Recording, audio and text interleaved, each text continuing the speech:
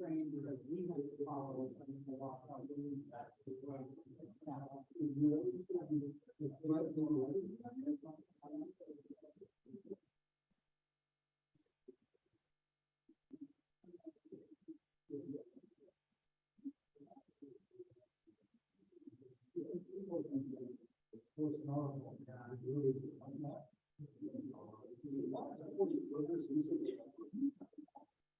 People were trying to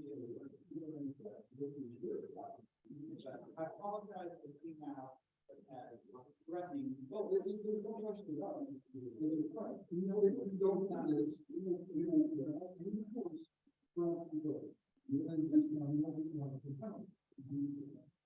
that's the definition of crime. If you don't need it, you don't know it. Okay. I'm sorry, you're trouble. That is not that doesn't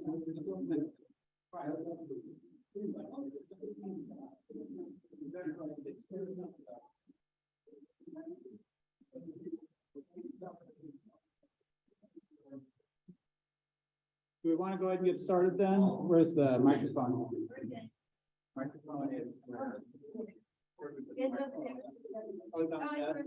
Okay. Okay. Might have to turn it on. It's on. Okay. And everybody's online as well. So good evening. I'm Steve Pinkerton. I'm the general manager here for the Mountain House Community Services District. And as most of you know, that I work for the Mountain House Community Service District Board of Directors, and Bernice Tingle, the president of our board of directors and original Mountain House resident, is here this evening as well. So thanks for coming, Bernice. You know, right up front, we want to apologize for this situation.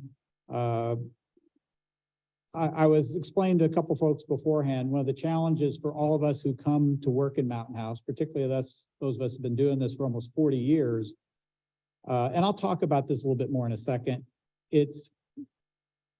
I've explained it to people that when it comes to managing the affairs of Mountain House, because of the way we were created, which I talked about, which is a little different, it's like coming into a town and being told, you know, you're still in San Joaquin County, but in this town, you have to drive on the left side of the road instead of the right side of the road, just because of the nature of how we were created. And I was going to give a little bit of an overview on that tonight and how we're created and what makes us a little different. And frankly, in the 3 years, 7 months, and 16 days that I've been here, we're trying to do everything we can to dig through the past, because as President Tingle will tell you, for her first 5 years in this community, the Community Services District was not governed by our local board of directors, but by the county board of supervisors. And a lot of the staff support was through the county board of supervisors as well. Until we had 1,000 registered voters, we were not yet an independent municipal corporation, special district here within the county. And so we're still uncovering a lot of the things that happened, because frankly, the county employees, when they were helping out back in the day, they were doing it the way you do things at the county. And I don't think there was always someone who realized this is Mountain House and here's these 10 other things you have to do differently. And so this is just one of the more, I think, painful things that we're dealing with here as we try to make sure that not only do we provide you with the best service at the best cost, but we make sure that we bill it to you properly as well. And so for that, you know, we're all disappointed and frustrated. I apologize if the letter came off a little bit strong. You know, we're under the law, the attorneys tell us on certain things, this is the way we have to do it. And we do that in conjunction and advice of the board.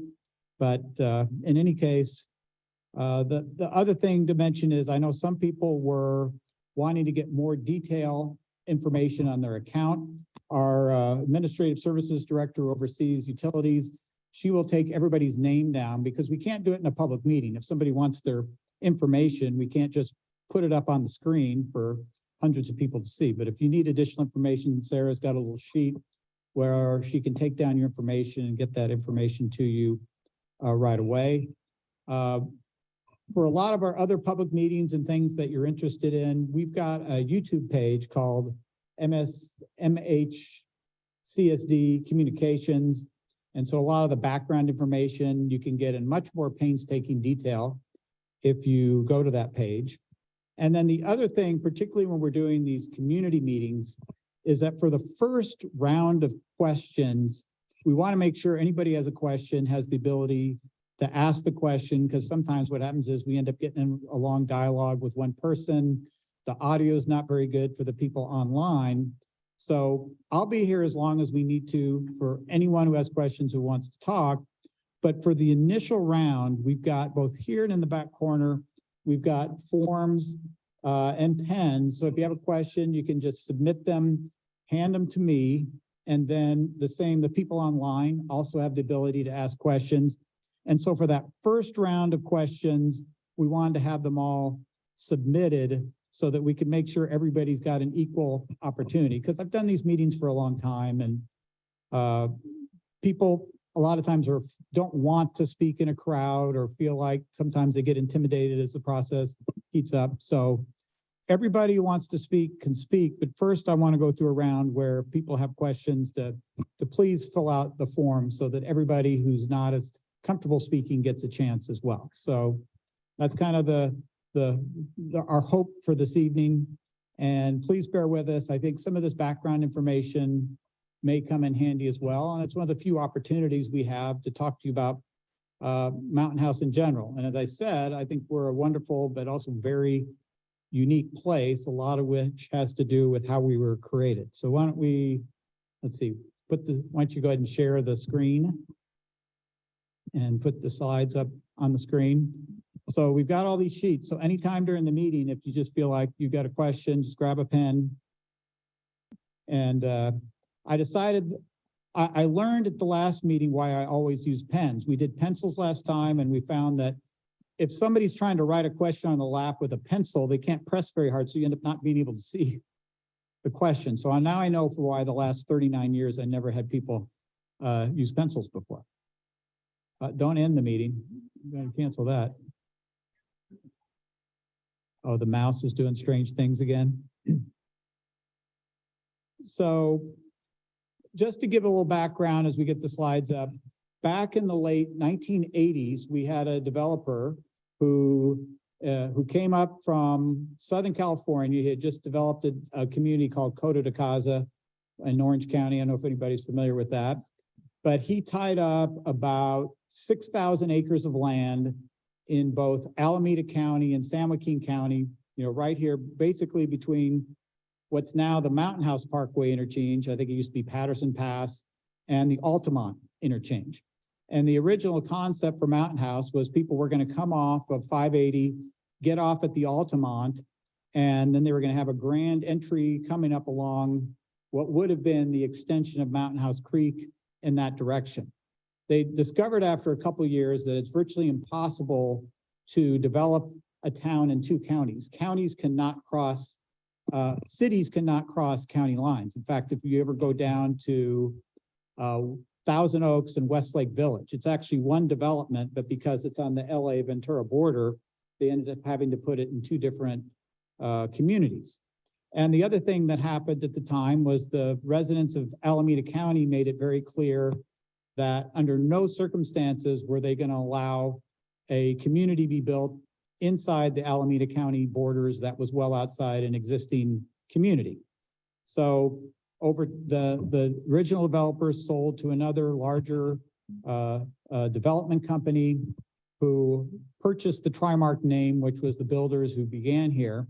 I think they were called Sunchase originally. They may have had a different name back then, but they ended up controlling most of the 4,800 acres, about almost 7.5 square miles that became the ultimate boundaries of Mountain House that we're working on now. And they began their work in the late 80s, early 90s with this concept of it being the self-contained community, separate from Tracy, all the services here in one place with 12 neighborhoods along with a town center. And around the same time this happened, we still having trouble with the slides. Go ahead up to the third slide.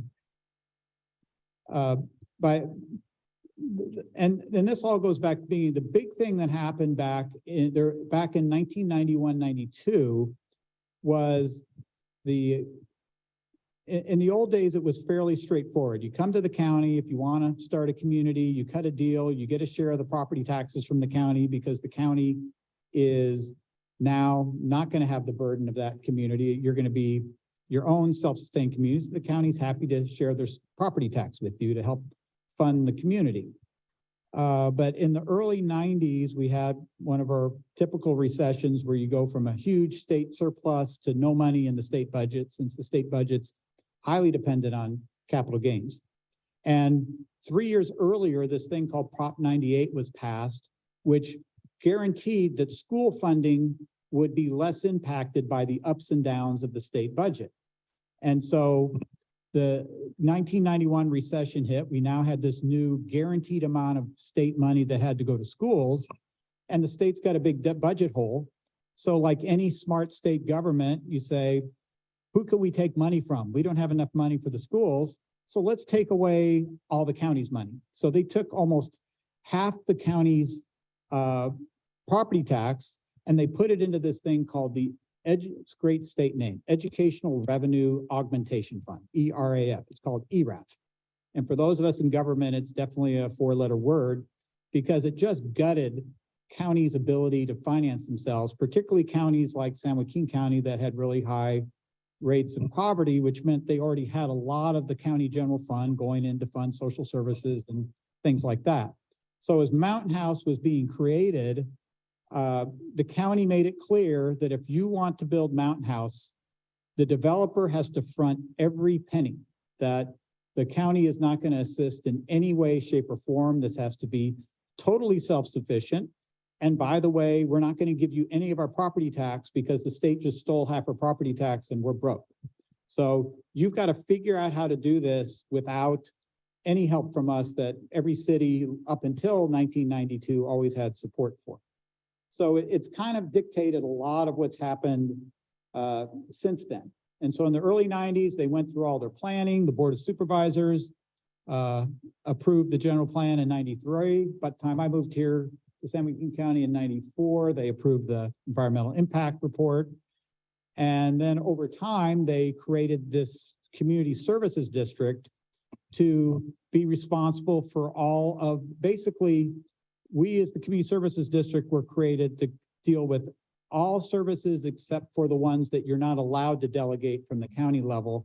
And that was planning and zoning. Everything else that a city does, from police, parks, fire, even though we contract some of those things out, essentially all the typical city powers, for the most part, were delegated to this community services district.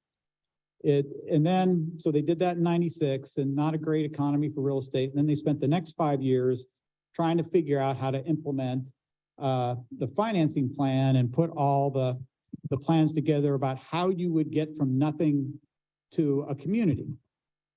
And so they discussed all these different requirements of, okay, most importantly, when you build a neighborhood, how soon do you have to, first of all, you have to have the infrastructure in place and have that financed. We'll talk about that in a second. Within a certain point in time, you have to start building parks. And at a certain point in time, you have to start building the schools, and all that is dictated in our subdivision maps and with all these different codes from the county. Now, one of the more creative things that they did was they were trying to figure out how to finance, all the roads and parks and things like that. So the builder was required to front all of that money. Normally in a city, the builder pays fees to the city, and then the city builds all of the public infrastructure. But the county didn't want to have any risk. They didn't want to build the infrastructure and then hope the fees come in, because obviously you can't pull building permits until you have water and sewer and all the streets and things like that, right? So normally the government would issue bonds, and then they would build all the major roads and infrastructure. And then as people pull building permits, there would be fees to pay back those bonds.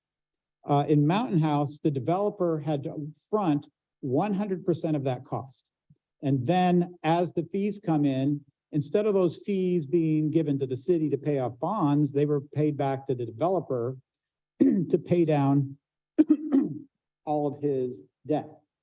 And with the utilities, they had a little different structure than they did for the roads and the parks. For the roads and the parks, when a developer comes in for a building permit, he has to pay a fee towards the roads and a fee towards the parks. But when it comes to the utilities, instead of the home builder paying that fee, the ultimate property owner pays that fee through what's called the debt service or pledged facility charge, the non-operating portion of your utility bill. That's why you've got this larger utility bill in Mountain House, because the home builder is not paying the $10,000, $20,000, $30,000 up front to pay towards the sewer, water, and storm drainage. So all that was designed in Mountain House differently than any other community. In any other community, when the home builder's paying the upfront fee for the parks and the roads, he's also paying for sewer, water, and storm drain up front. But in Mountain House, it's put on the utility bill instead of put upfront on the home builder. So in theory, instead of this, you can write questions down, I'll answer them. So in theory, instead of the builder paying $30,000 a lot and putting that in the home price, the builder is passing that on and you're paying that every month in your utility bill. And I bet you're gonna ask, how long are we gonna have that payment? So I think we've got that, let me see, I think I've got that in slide 7, so I'll get to that at that point. So let's talk a little bit about the governance structure. I think I already have in the next slide, if it'll go. We got special legislation for all those powers we talked about. I think I might have mentioned that right at the beginning of the meeting. And once we got 1,000 registered voters, then you had a board of directors that are your residents instead of the county board of supervisors. Next slide. And I just talked a little bit more about the financing plan. So we've already covered that. Everything had to be funded by the developer. And then we talked about the fact there was no cable, there was nothing here when we got here. And so all that had to be fronted by the developer and he had to be told how to pay for it. Keep going. Now we're getting to district debt. So as I've said about 7 times now, the master developer, Trimark, who came in, they were responsible for building all of what we call district facilities. And by facilities, we mean the water plant, the sewer plant, the storm drainage facility going to the middle of town, this building, you name it, anything that is of public use had to be paid for by the developer and then paid back through these fees, either through builder pulled permits or through your utility bill. And the challenge with that is then what happens is as you pay your utility bill, every time there's enough money generated to issue at least $10 million worth of bonds, that money is passed on to the developer. Right now, we have about $200 million in utility improvements that have been built to date. We're about to, and we probably have another 125 million of utility facilities to build. And most of that's going to continually be financed over the next 30 to 35 years. So I think we have bonds through 2055 now, and the funds that you're paying in what's called your debt service charge is going to be paid out till about 2055 or 2060, some point in time. Like right now, we're doubling the size of the wastewater plant, and that's about a $60 million project. Thank goodness we got started just before COVID, or it might have been a $75 million project. The good news is we, in concert with the developer, did come up with a design that it can be expanded over time to where we're not going to have to do the 3rd phase of the wastewater development. We just pop some membranes in, and depending on how much demand there is with sewage, a lot of it's really dependent on what type of commercial uses you have. But we should be covered.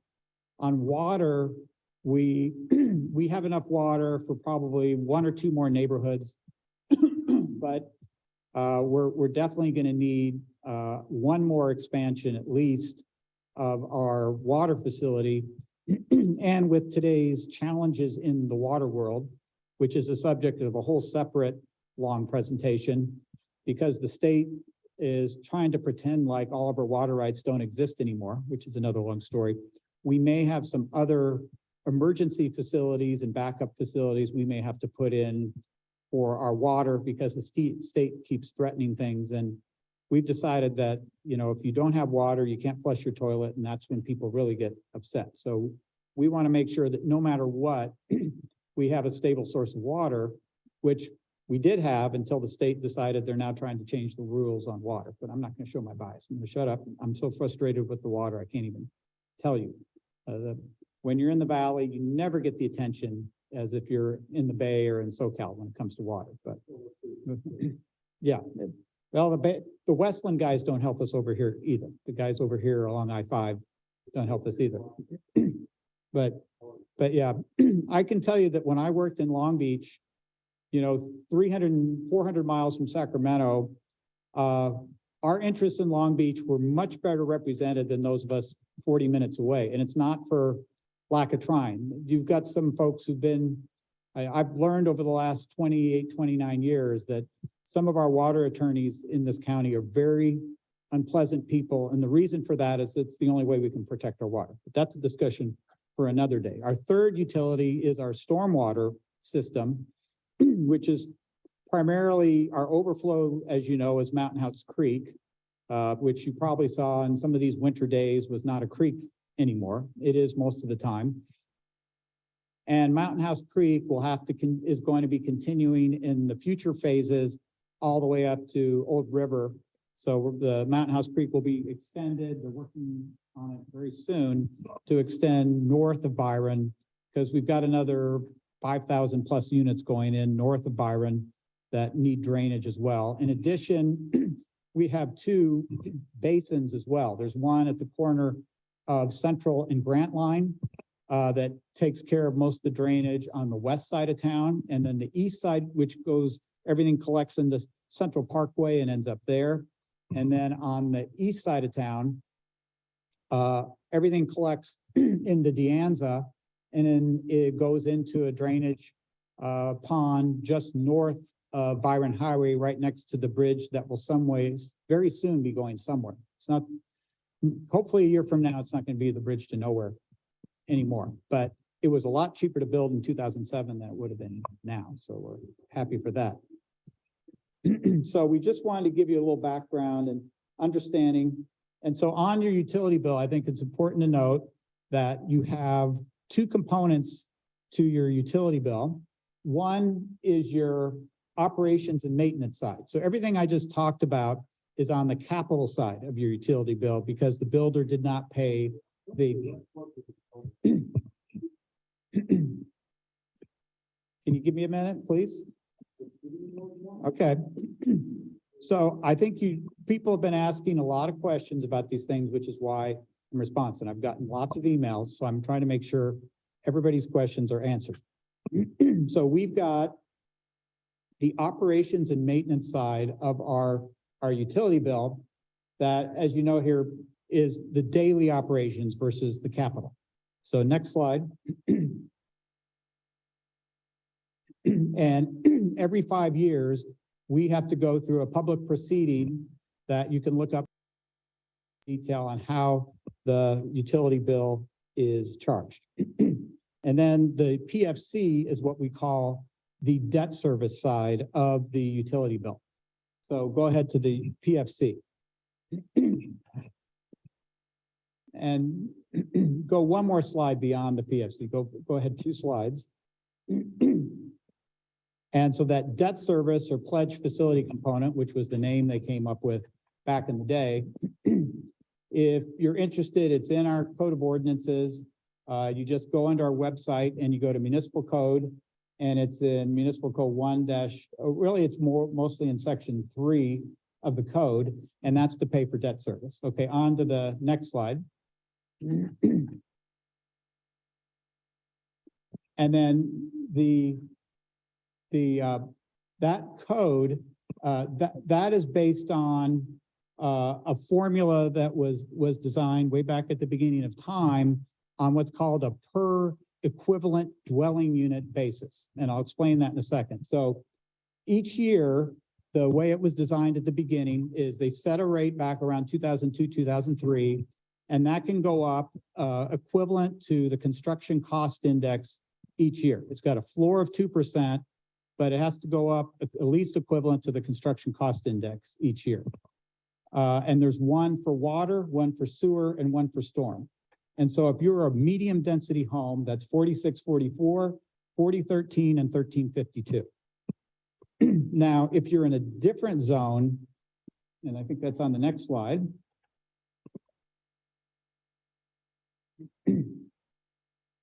they have an adjustment. So if you can see that on one of these slides, the medium density is just the EDU equivalent times 1. No, go back. I knew the PowerPoint would get jumpy on us. So depending on your zone, and I'll show the zoning map in a second, a low density house will pay more than a factor of 1. So you pay 1.3 times the EDU for a water bill for a low density unit versus a medium density unit. If you're in a medium high density unit, you then pay 0.53. So the theory is the larger the unit, the more larger the lot, and which typically also have larger homes, the more of the water plant capacity is being built for that house. So the amount you pay for water, sewer, and storm, the key factor, unlike most communities, is not the size of your meter. Normally, if you're a single family home and you have a 1-inch meter, everybody pays the same.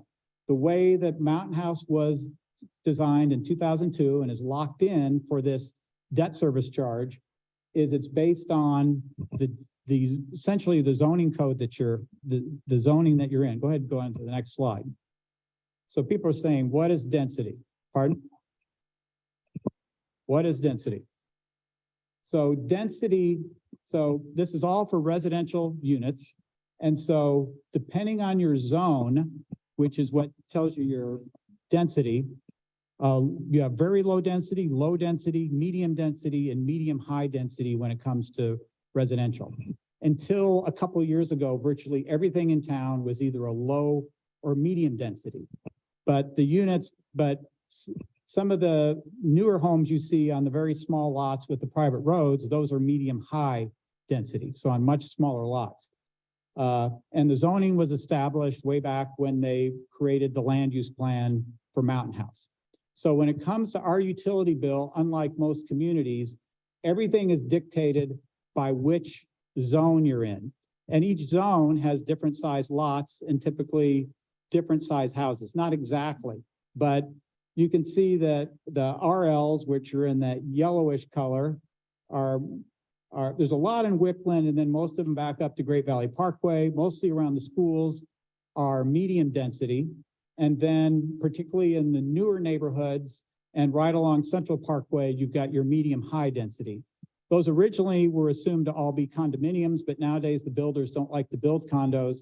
So most of them are single family homes instead of condominiums at this point in time. And so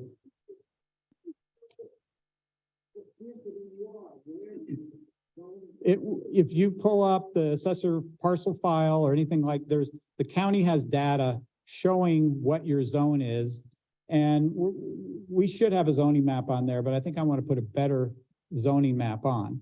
And we'll get in a second to why the density is so important. Now, I promised tonight that we were going to do the questions, and if we start getting to a back and forth, the people online can't hear. But as I said earlier, the way it works is that when you have when you're sizing a plant, when they're looking at the county says, you have to make sure that you build water treatment and sewage treatment, and please don't interrupt. Okay, I'm sorry. I apologize. I apologize. So we'll get better, I promise. So depending on the size of each density has a different capacity for water. So all the calculations for how much water we allocate to residential uses is based on your zoning density. So if you have a higher zoning density, you then you pay more of a share for the construction and the operation of the facility. And that's not a completely uncommon way of doing this. So the larger the house, the larger the yard, the more potential there is for you to use that capacity. If you're on a 0 lot line house with no yard and a smaller unit, you put a lot less pressure on the water plant and the sewer plant than a larger lot. Not necessarily, but the point is, your lot has the potential for more capacity, and we can't tailor it to each person, and this is the best practice methodology. So why don't we go ahead to the next slide? Okay, the next slide. So just to clarify what's on your water bill as well, because these all have different components. So on your bill is most of the things on your water bill are based on your density. However, your volumetric charge, the amount you use above the base charge of your water, that is not based on density. But your base charge for water, wastewater, and stormwater is based on your density. But if you're a large user of water with a lot of people in the house, you are going to pay more on a monthly basis than someone who doesn't use very much water. But your base charge, essentially the standby cost of your home being part of the overall system, a larger lot is going to pay more, but they're not going to pay more per gallon use. They're only paying that on the base cost of the plant. So next slide. So that's, like I said, that is the best practice. There is no perfect way of doing it. And I've been doing this for a long time, and I can tell you that I've come up with what I thought were some very fair water rates in the past, and there's always some group that's not happy with it. In another community, we based it solely on how much water you used in the summer. And then some of the big families really got upset with us. And what you try to do is find out what is the most legally defensible and what's the most fair. There's never going to be anything perfect unless we tailor it to each individual person. But you have to remember that when we size and pay for these things, it's way before anybody occupies that home. And so that's the challenge. Now, this gives you a breakdown of the different fees by density, the base fees for water and storm and sewer for both your operations side and your pledged facility charge. And you can see that, for example, the storm drain cost is the same for medium and high. So it's not always higher depending on which charge it is. So you can see that the sewer debt service does vary by density. The storm debt service varies less. And you can see on water, the medium and medium high pay the same amount. So that was all done through, folks who are experts in the field back in the day to figure out what is the best way to allocate the costs. Now I'm going to get to the best part. How did this happen? Because I'm sure that's what most people are waiting for. But I wanted to be able to get you to this point, and I wanted to keep this microphone up. So I think I need just the lava layer one of these times. So the district has been in charge of water meter inspections really since the first residents moved in June of 2003, in the first little northeast corner of Wickland there. And one of the challenges we have bureaucratically is because I mentioned earlier that we have all the district power, all the powers of a city, save planning and zoning. So we're in charge of all these utilities. We're in charge of building the roads, building the sidewalks, maintaining all those things, building the parks. The one thing where the county retains power because they have to, because it's state law, is inside your property line. Everything being built inside your property line on your house is still under the responsibility until we become a city. Those inspections are done by San Joaquin County. And that's where I think sometimes the confusion lies, is this coordination that we had to do both with our utility billing company and San Joaquin County back in the day. Because as we cross-checked this, there were errors all the way back on some units back to 2003. Not a lot, but some of these go back to 2003. Next slide. So until recently, and remember there's been a lot of turnover, none of us were here when all these policies and procedures and methods were put in place. When district staff performed an inspection on the water meter, because our only responsibility on the private property was the water meter, because that's something that we're the one providing water service. Everything else done on the private property was inspected by the county. Normally, our world was just what they call the vertical construction, not the horizontal construction. And so the builder during that water would come in, apply for a water meter, and give us all the various information about the unit, so we could then process all that so that they could have water, and we could set up them in the billing system. But most of the information was filled out by the home builder. And then the staff would sign off to make sure that, yes, they have a 1 meter. The problem was at the time, they were like, the county staff was assuming this is just like the county, and the most important thing they need to know is what is the size of the water meter and what is the address and who do we bill.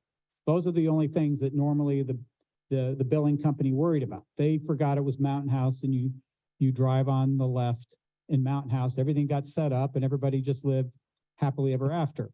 Next slide. What the folks in the field did not understand, and the folks doing it back then, was that nobody cross-checked to make sure that the builder wrote down the proper zoning classification or density classification on that sheet of paper that went to the water company, who had to put all that data, including the density information, in the sheet. I mean, it was that simple, because nobody back in that day did it this way. Nobody realized that they better make sure the zoning classification is correct, otherwise they're not getting charged the proper rate. And for 19 years, no one said a word. No one ever noticed the difference. Now, for the first 15 years or so, there might have been an error on 3 to 5% of the lots. And typically what probably happened is that a home builder, usually it was a construction superintendent who wanted to go get the meter. He probably just copied the sheet of the last house he did, not realizing that, well, that house across the street's medium density, not low density, or vice versa. But there was nothing in the system to make sure at our end, to make sure that they had put the right density classification in. That was not in the process that was passed down from, there's nobody who's worked here more than 10 years. So this all got set up back in 2003. So keep going. So it wasn't until some folks did some research last year, and then we did some research, that there was this error, and it occurred, and it was mostly overcharges, not undercharges, the last 3 years. Most of the mistakes were medium high density units being classified or as medium units. And so people were paying as much as, I think, $80, $90 a month more than they should have been paying. That was where the vast majority. We discovered out of our 7,001 units, there were about 18% with an error, and about 2/3, 963 of those were being overcharged, and 308 were being undercharged. So next slide. 963 overcharged, 308 undercharged. 908, 363. I've got a lot of numbers going through my head. And so we saw this, and we had staff. Luckily, we'd just gotten a new staff person in utilities. And for about 2.5 months, they went through the entire 20-year history of every account. And then we sat down with the board and we reviewed the legal process of what can we do as a special district to manage this, because again, we're not a private business. We are a municipal corporation that is very prescribed in what we can and cannot do. So next slide.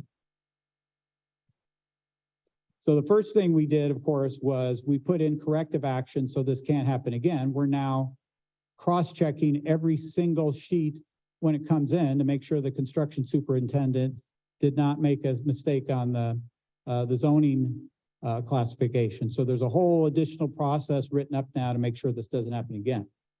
And I can assure you, with the pain we've been through the last couple of months, it's not going to happen again. Next slide.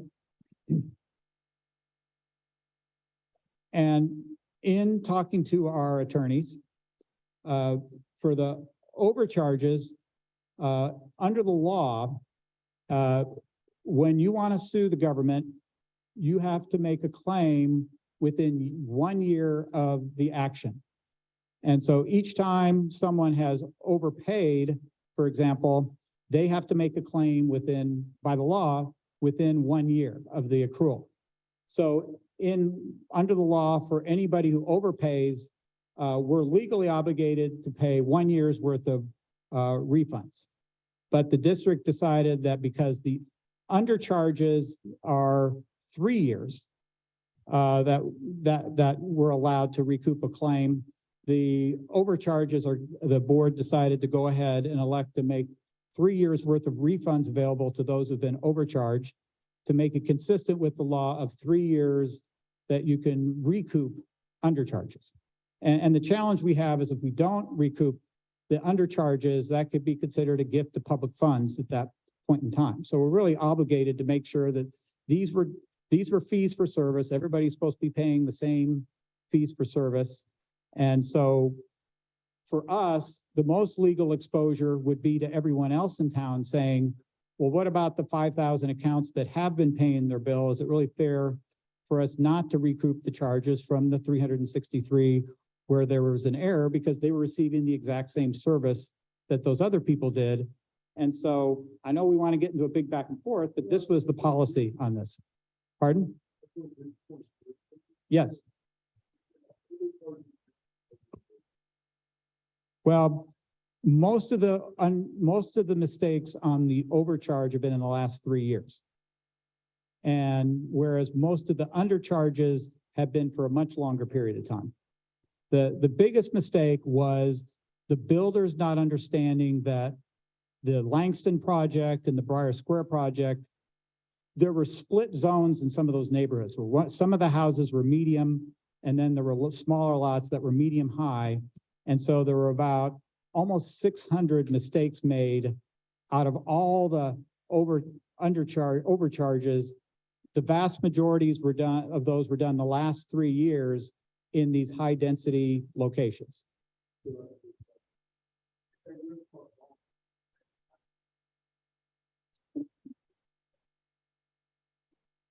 Well, but what I'm saying is you're paying the amount based on your density classification, and there were errors made in the density classification.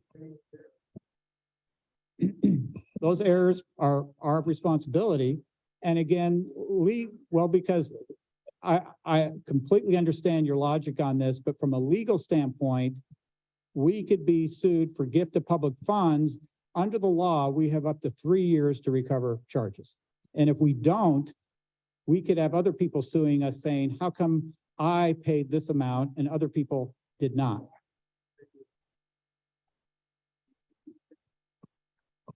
I agree. So you guys keep asking questions, but other people have written down their questions. So I'm happy to talk to you now and afterwards, but. Okay, so this first question is whether or not the fee ends when Mountain House is fully built out. The fee would end when all of the debt service is paid, which right now is around 2056, but it may be a little bit later than that, as we've got some additional, as I said, additional debt to pay off. So the statute of limitations on back billing for undercharges is 3 years. And this isn't in the master restrictions or governing documents. It's just state law that we have up to 3 years to recover undercharges. And so, sorry, I have to take the, so our attorneys have made it clear that it's 3 years for undercharges for utility bills. So wait, those two, don't put those there. Those are the ones I've already answered. Okay. So why don't I put those over there? That way I won't mess up. So when I bring new ones, you want. Yeah, let me make sure I already answered that one too. Okay, so here we go. All right.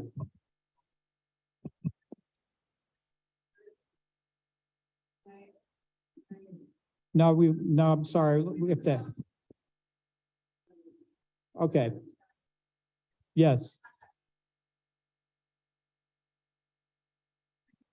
You should have, well, you have a letter from the district for the 3 years.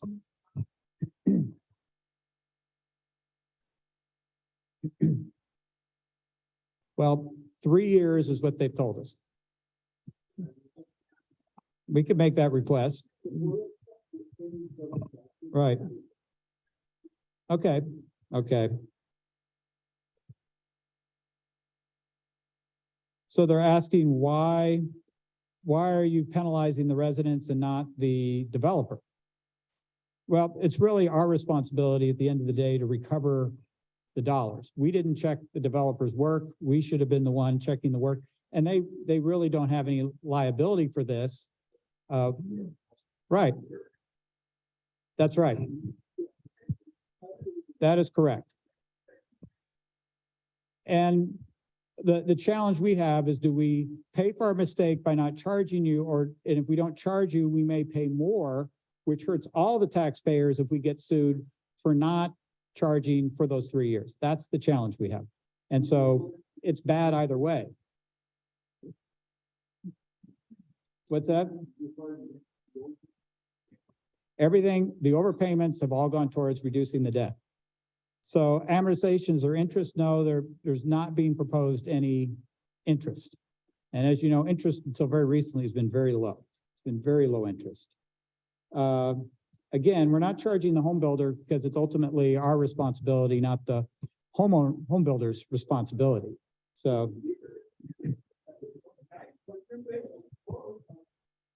why not charge the new resident new homes? Well, only amount we are charging you for is for the time you've lived in that home, not beyond that. And the people in the new homes, hopefully they won't, like I said, 80% of the people this doesn't apply to. It only applies to the 18% where there was a mistake. And on the undercharges, that's about 4% of all the residential units. But again, the real challenge is, yeah, the statute of limitations is 3 years. And the challenge we have is if we don't follow the law on this, again, others could say, you should be making sure that you should be making the utility whole. And if you don't make the utility whole, that violates Prop 218, which governs how we set utility rates and things of that nature. So it's kind of we're kind of damned if we do and damned if we don't on this thing, which is why we don't like to make mistakes. And I certainly wish I'd been here 10 years ago to fix the mistake then, but we're trying to fix it now. Can I ask one question? None of this is in the, and none of this again is in the master documents. This is state law as far as that. Okay, what was done to ensure that all these upfront development charges costs were offered to MHD at cost and was part of the ongoing cost of that time without adding any, what is the interest rate charge in these bonds? Well, the good news is about 2 years ago when interest rates were at their all-time low, we got very good rates on the bonds, and we're about to issue more bonds because if we don't issue bonds by June, the remaining amount we owe the developers at the moment will be at 8.43% for this year. So what we try to do is we try to get rid of the bond. We try to get rid of the developer debt as quickly as we can because the developer debt is typically at a much higher cost than when we can issue municipal bond debt. So we're going to hopefully, we probably saved about at least 10 or $15 million with the bonds that we did back in 2020. And we're hoping to save at least $3 or $4 million with the bonds that'll be going out in the next month or so. So we're trying to do everything we can to keep these costs low. And like I said, on the sewer plant, we've been trying to value engineer that to where it still meets the needs of the district. But if we're trying to make it, we're not trying to build a maximum capacity now in case we don't need it on the wastewater plant. Because frankly, people are using a lot less waste than they used to per person because you've got less water going, with all the low flow toilets and everything like that. So we really have cut back on our wastewater usage. So what is the cutoff in the square foot lot sizes? So that's a really good question. And what happens is there's actually overlap between each one of the densities. I think it's like 3 to 6.5 per acre for RL. Excuse me, you're blocking us. 6 to 8 or 9 for RM, and it's like 9 to 12 for the residential medium high. So it's not lot size, it's how many lots you can build per acre. And so the RMH can be up to 14 an acre. I think the RM up to 7 and the RL up to 5 or so. So it's the maximum density, but there are overlapping in the density. And how do you know whether our property belongs to low, medium, or high density? If you pull up your assessor parcel number on your tax bill, you can go to the county GIS. I think it's under the assessor as well. And you can pull up the GIS map, click on your parcel, and it'll tell you whether you're an RL, RM, or RMH, or frankly, you can call over here and we can provide that information to you as well. But it's typically on the county assessor website through GIS. And then yes, why are you making us pay for others' mistakes? And as I said, it's a no-win situation. If we don't have you pay, we're setting ourselves up for additional litigation for not asking you to pay. And what stops the city from back billing every year? So yeah, the statute is 3 years. We can put some information. Anything we can't answer tonight, we can put on the website. Yes. So could you explain it better then? Sorry.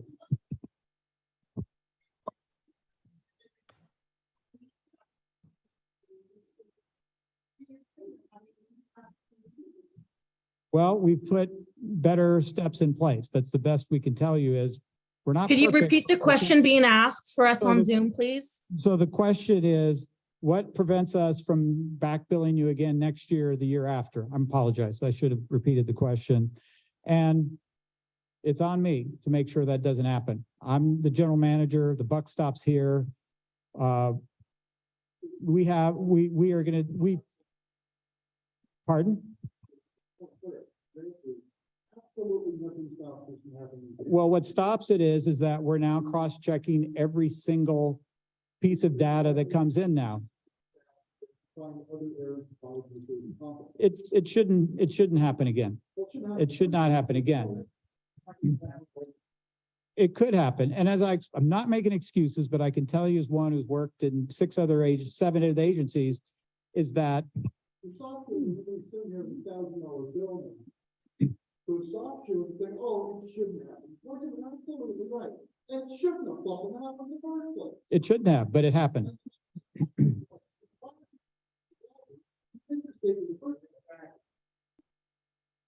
Oh, because they don't have, they have better lawyers than you. I realize people would, I'd prefer the developer to pay, but we don't have any legal standing to do that. But believe me, we,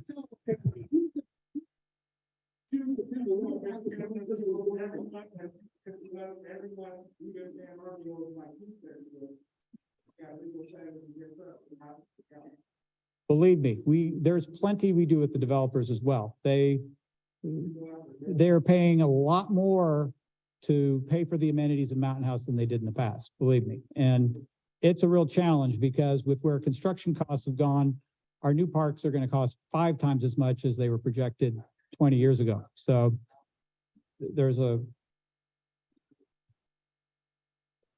I understand your frustration.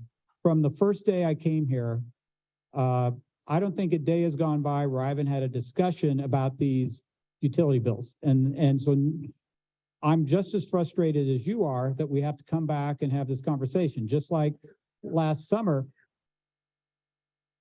Well, we did not discover this mistake until November, and we've been working every day to figure out what our options are on this mistake. But from the day I got here, one of the first things I did was go out and issue bonds so that we could reduce the cost of these utilities down the road, because the interest rates were low and it was a good time to take advantage of that. So we are here in the board had just as much frustration and angst over this issue as you did. So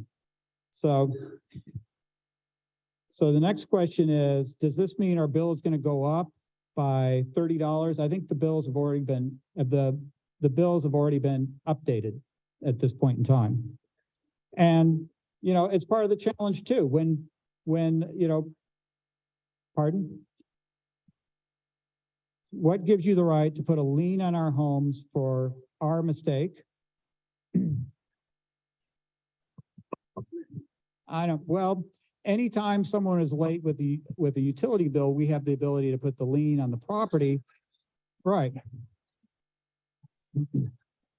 Can you please Wait, take, can can you we- please take some questions Can from online participants? the,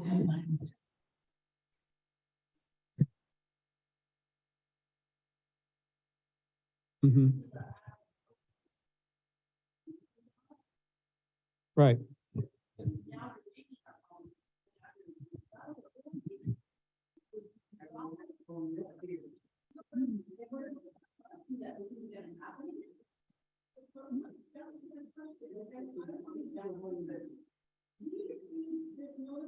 Mhm. Mhm.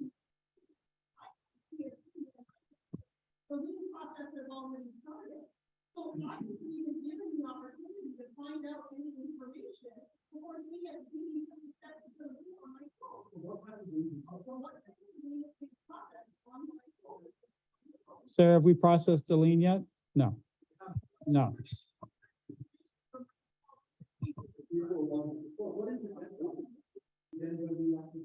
June 1?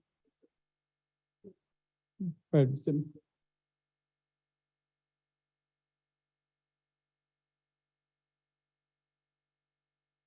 Sarah, but you need to talk in the microphone, so.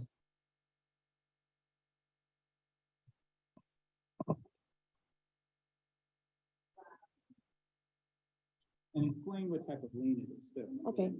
Okay, so within a week, we'll probably put a lien on the properties that were undercharged unless they pay it off before that time, which you have the opportunity to do. I know. Okay, I'm just telling you what I'm gonna do. Okay, within a week, we will place property liens on the properties that have been underpaid. And the reason we need to do that is to protect the interests of the district. What about if we If sign the we- agreement? Hi. and fucking pay? Excuse me, here online. If the property owner moves I don't out, think you have, if they sell, I'm sorry, I can't hear you and talk to. If the property is sold before that,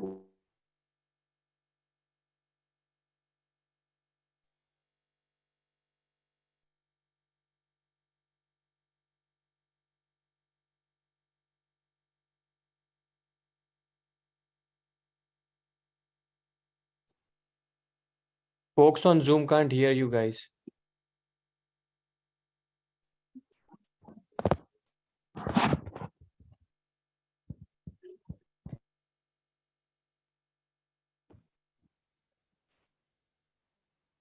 The Zoom just lost audio. Turn on your microphone, please. Nobody could hear you on Zoom.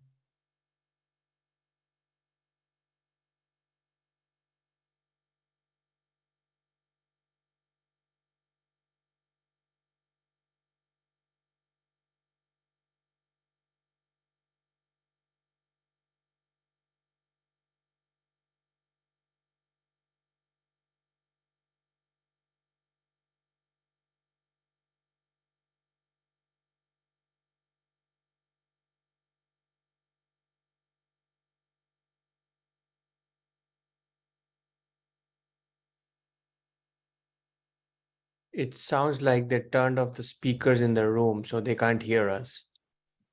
That is ridiculous. Stop muting us. We can't hear anything. I think we should all write to our California general attorney and explain what they're doing to us as residents. This is ridiculous. They're I gonna put a agree. lien on the property Yeah, and they're that's- gonna force us to pay for their mistakes. What if we're in the middle of doing things that is gonna cause problems for us when they see liens on our properties? Correct, you cannot refinance, you can't sit. All right, so I'm really not sure what all the other conversation's been, but so I hope I answered your question. We're gonna put a property lien on your property. And then when you, a property lien goes on your property and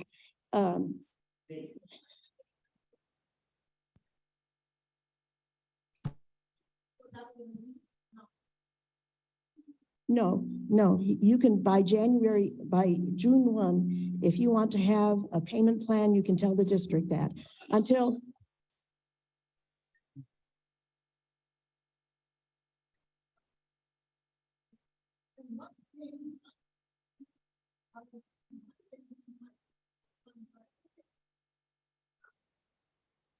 We're gonna put the lien, I will give you a date of a week from Friday.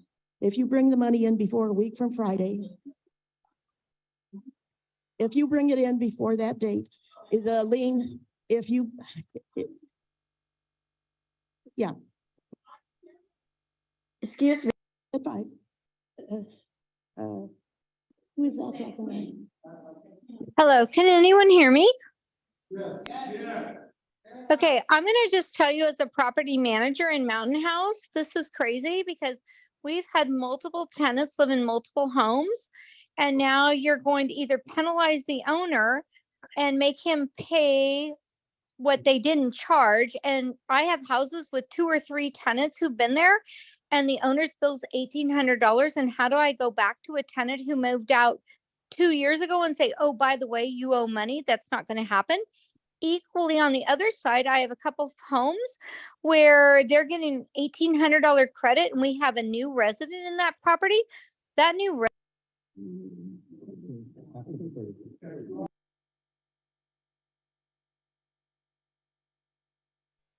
they muted you. The property owner is always responsible for the utility bill. So, but if the property has changed hands, we're only recovering from the last owner. You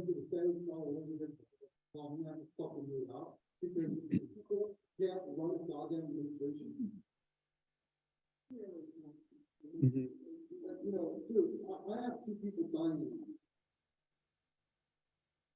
Money will like cancer is expensive.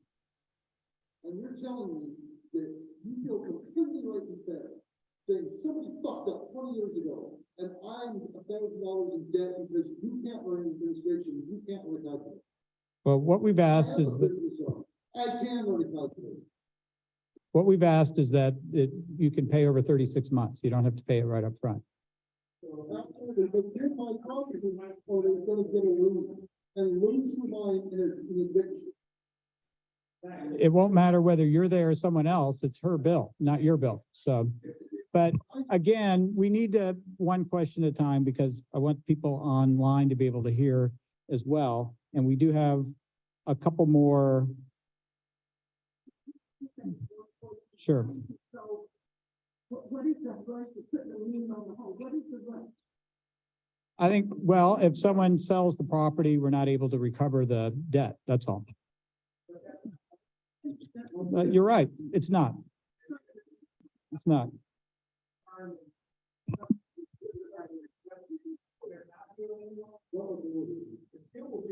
That's correct.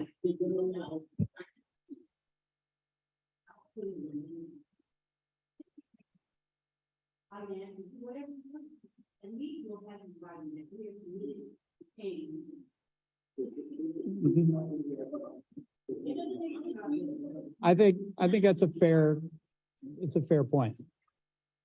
Mhm.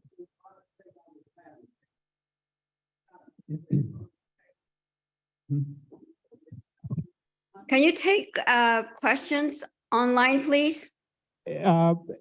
Online questions, you should be writing those down for me, right? Any questions online, please write them into the chat and I'll respond to them. Have you cleared this with the general? And please write your questions into the chat and then they'll pass them on to me. I think that's something reasonable for us to take a look at. It is. That's why we're having this meeting, is to talk through those things. Well, I think it's more the fact that the best practice is if you have a back payment, whether it's your fault or not, that's the standard policy, but we can modify those policies. Yes. Right. Right. Right. No, I think that's a reasonable request. I think 30 days is. So Sarah, let's make it April 30th. We're going to do April 30th. No.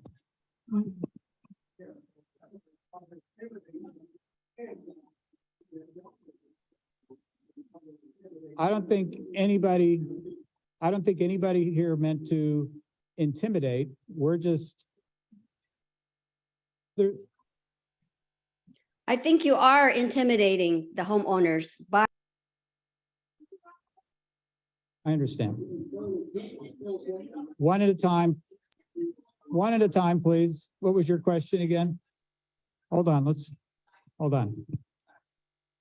If we decide to do the monthly payment, it actually states here on number 5, this agreement will not show on your bill. So what if we like forget one day, to pay 1 month to forget it? And it says it is your responsibility to check your bill each month for the current charges that are due and add. Otherwise, it'll dissolve that.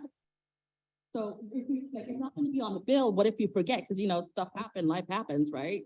So how are you going to what penalties more will be dealing with because we forget for 1 month? You know what I mean? You're not going to show it on the bill if you sometimes things you space out. So how do you Oh, that's true. But then still, I mean, oh.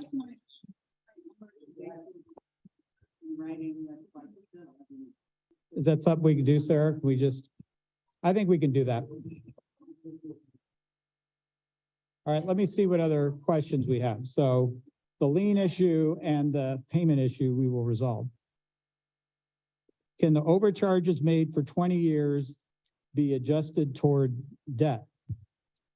Well, these were undercharges, but on the overcharges, we can only collect back to a certain amount at a time.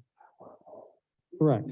But on the other charge, you've been collecting for some period of time. There's an interest to let you not pay the account. We get probably not much interest because the money goes right back out to the utility plant. So you've been overbilling, what's the interest on that money? And then you're not applying that towards your own debt. You're saying that the people both screwed over and underbilled, they're getting no benefit from the beneficiaries you're receiving from the overbill.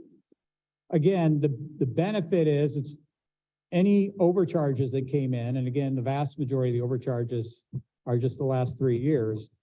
All that money went to pay the operations. It didn't go into any fund. Right. But again, this money is all on a public trust essentially, and it's all going to run the utility.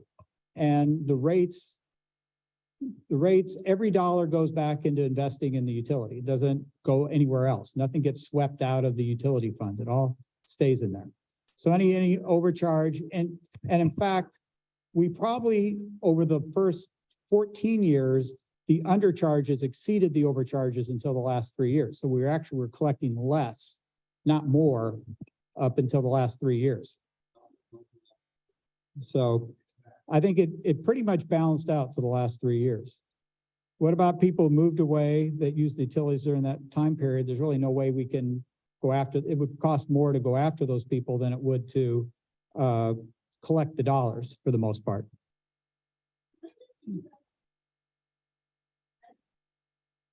Can I get through the questions first? Okay.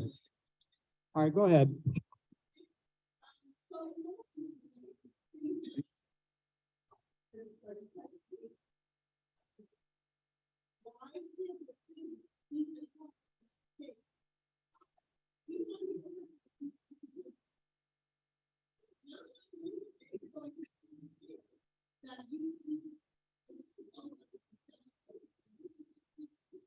And as I've said, that's one option, but from a steward of the public funds, there's lots of the other 80% of the community. A lot of those people, I think, would be very upset if they didn't have to pay. There's other people who paid this whole time and these units did not. But you paid, We're all turning around. right, but you paid a discount. Stop assuming we're something full. Sir, I did not call you a criminal. Dollar full. Right. And as the guardian of your public funds, Bernice is my, boss, you're asking, so. The board of directors hires me. Okay, so somebody understood. Absolutely. Absolutely. And so what I have to do. How is it a discount if you're charging right now? What I'm looking. There's 7,001 people who pay utility bills each month. And there are people who on your block who've been paying more for the last 3, 5, 10, 15 years. So all we're trying to do, I understand, but You fail to bill for services, and it's my fault? No. Now, I've been doing this for 35 years. I've been producing personally and one piece seller. I'm fairly broad. I've been running a business, including working directly with the federal government. I've done a lot of stuff in my life. And I'm here to tell you, I called up one of my clients last year, but hey, Sam, you know, I broke out $30,000 on this one, but I want another grand from you. And if you don't do it, I'm gonna come back and pretend we're in the computer network. They're gonna call the cops and a lawyer. And that's what we all should be doing.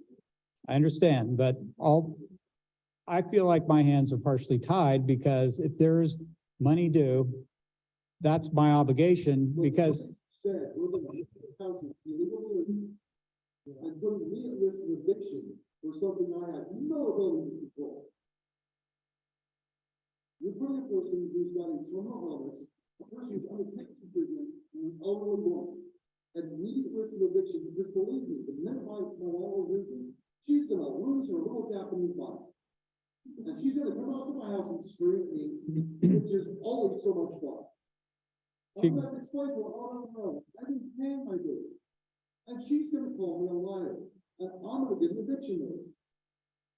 And that's gonna be exhibit A.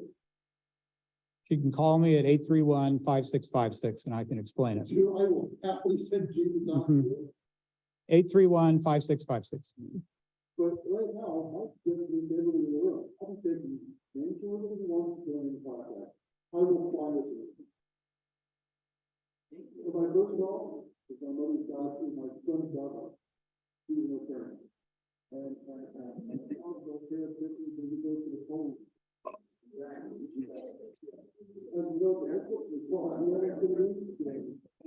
Young people, people feel, those are the children that we said. Yeah. I'm in the last TV, I'll find this shit.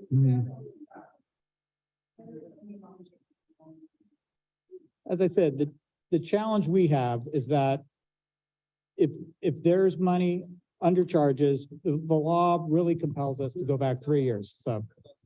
But collecting the tax rights of the house, dude, that is the definition of duress in the state of California. If you go and look at California law, you'll find 300 pages of reference about this law being upheld. You are threatening me with punishment for something I have no control over if I don't pop up $1,000. That is the definition of duress. Now, it's not criminal duress, because that involves you actually physically duress. I know I looked it up and talked to myself. But here I am, looking at, I'm gonna have to deal with my psycho landlord. I'm gonna have to cough up $1,000 of land application, the council cost, that I didn't have. And I'm gonna have to do all these things by the end of next week. End of the month. I'm sorry, end of the month, so 15 days. April, end of next month. Oh my God, how amazingly giving. We'll put it up online. And the minute you have to do this with threat, you guarantee one day, I'm gonna be talking with Doug about this. And if it's just me, it's small range, it's $1,000. You know what? 5 months go away. Let's go on the small plane. And if 20 months go away. 363. Correct. And if all of us go away, well, I guarantee it's gonna be on 5 o'clock. Yeah. Yeah. Mhm. Everybody, and here's the deal, though. I was in the chamber building, because I am proud of my family, the house. I had a trip over when that left. Could not believe you guys would know, you know what? I'll vote for all of them, you might that. Because this is bold. Not like, I just want to get rid some years, I'm not going to do that.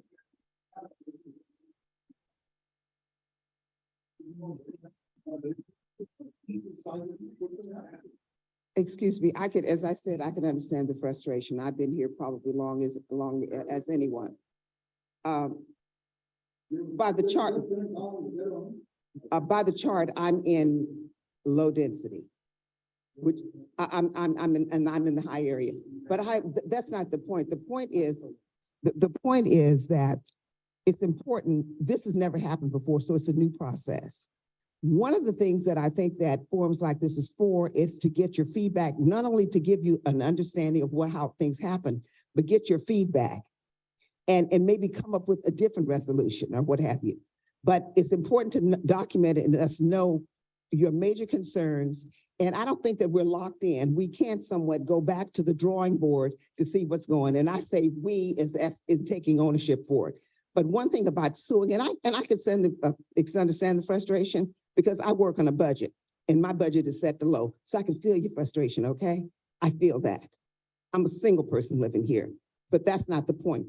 The point is we need to get to a way where it's funds to be paid back, that nobody's really at jeopardy, that it's manageable for you to do things and give you enough time to set up plans to get things going and make sure that everyone's question is documented. If it doesn't get answered right here tonight, that with the attorneys, the general manager, to sit down and look at it and come up with something that is going to be easy or something that's going to be work for everybody. That's why your questions and comments are important. So we'll know the whole thing that is concern of the populace.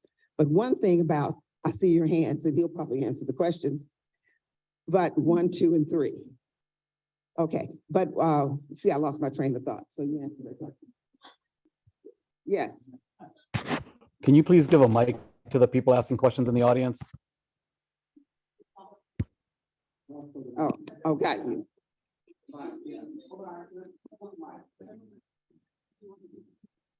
I'll hold it. All right, so you say that you live here. You are a member of our community. You are in the low density housing. And what happened is, did you get overcharged or undercharged? I'm part of the community, so I'm part of everything that's going on.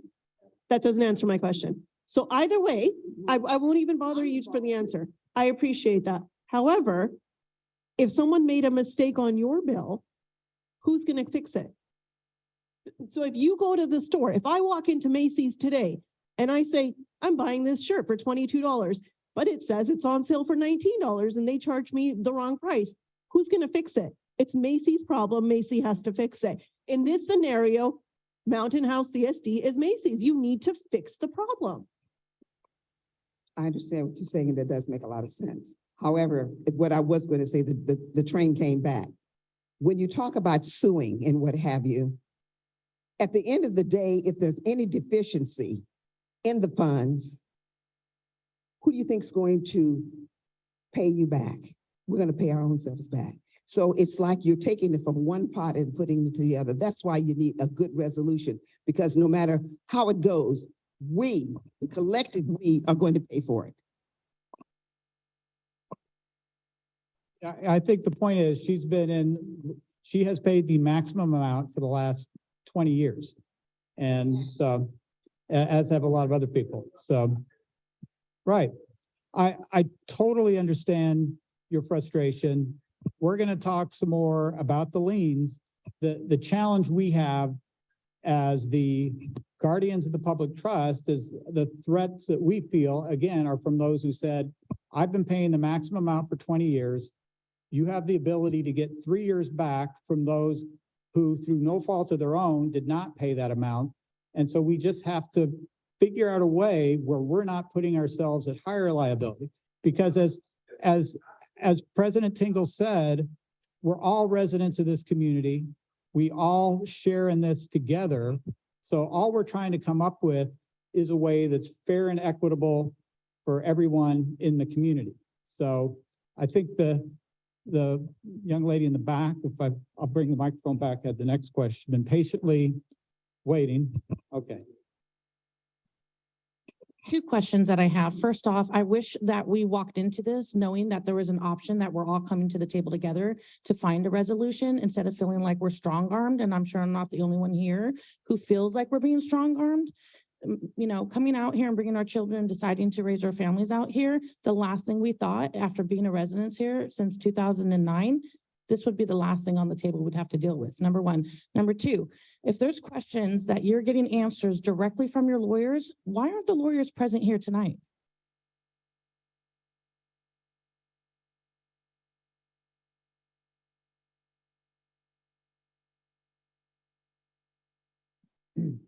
Okay, next question. As far as the attorneys, we normally don't bring the attorneys to these type of meetings because, I mean, it doesn't go well when you have the attorneys in the room. You know, we're trying to work this out. So I think that's the main reason. I think they're online. Nothing's getting worked out. What I would like to request in writing that it is 3 years, because the city of Sunnyvale, you can only go back 2 years on a debt. So that's one of my biggest concerns is where did that 3 years come from? And no one else have 3 years, it's 2 years. All right, I'll check with our attorneys again on that. Yes, sir. It's not the amount. It was the letter. You can't make a mistake and then have good customer service and customer relationship and threaten to put a lien on their homes if they don't correct your mistake. Again, and that's why we're all here talking. And the question was, why don't we compromise on an amount? And I guess the compromise is that the vast majority of these are 10, 15 years old. So the amount being, I'm just telling you the thought process that it went through was the vast majority of the undercharges go back more than 3 years. Already a significant difference. All right, one more question from the room, and then we're gonna get some questions. Why don't you guys just pay for it your damn selves? You had a number of options on the table, and you chose to go this route, the route of a threatening letter. You're going to immediately start issuing liens on houses, and there's a number of ways to collect funds. You could have actually contacted people, open up contracts. This whole thing where you're saying, oh, we're not going to send you paperwork on what the current amount due is. This all sounds like something that you would see in the East Coast, you know, where the guys who show up are threatening your kneecaps. That's easy. You know what? I've broken my knee, it healed. But when you're kicked out of your house or you're being threatened to lose your home, it's a little more serious than a broken knee. And the answer to this was, oh, and if you sue, well, you know, I'm going to threaten you some more and say, that's just going to cost you more money. Well, you know, we already are getting screwed on the bill because you made a mistake. We're going to have to pay it. And you chose the most threatening way to go about it. And then you're telling us, oh, you shouldn't sue. Does that seem like a good business decision to you?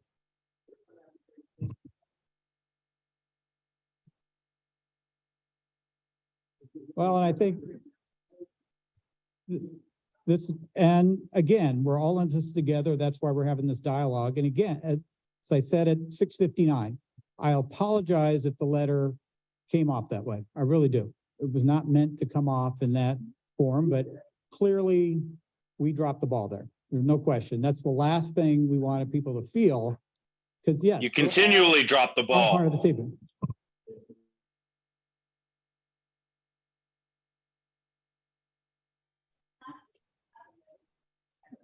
Yes.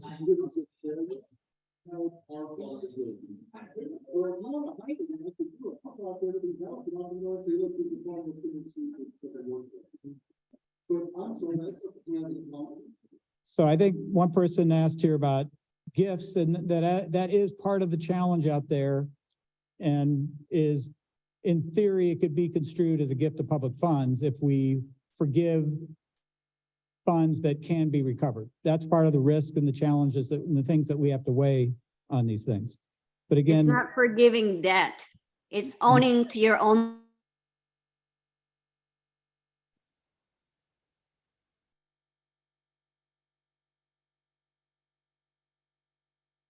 the money, would employees who mistake also pay for their mistake? Again, I can't really find the people who did this wrong in 2003, but we're trying to remedy it now. If we let them do this now, they will do it in the future. Frankly, don't. That was the county.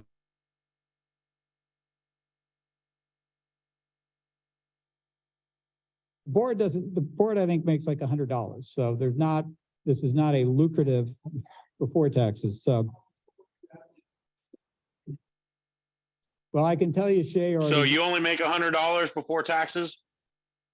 let's see,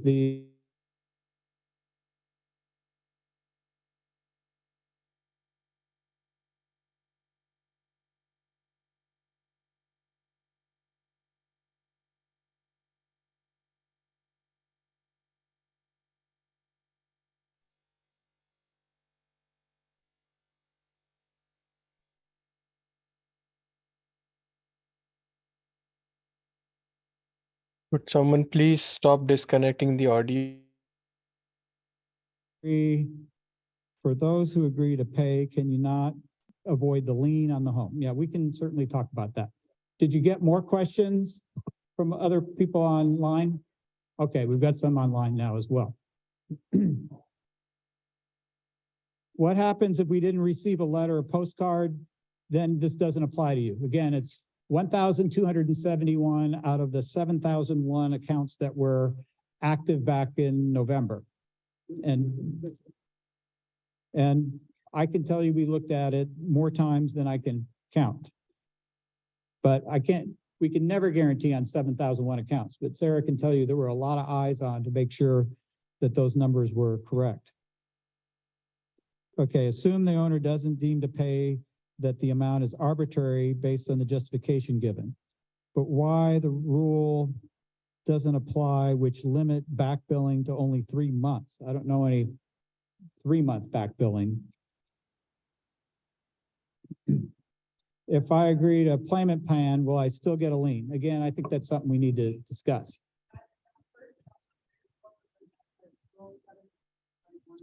Right. Right, we're not under the PUC. Right, but CPUC is specific to PG&E, MID, the private utilities. We're regulated by the government code.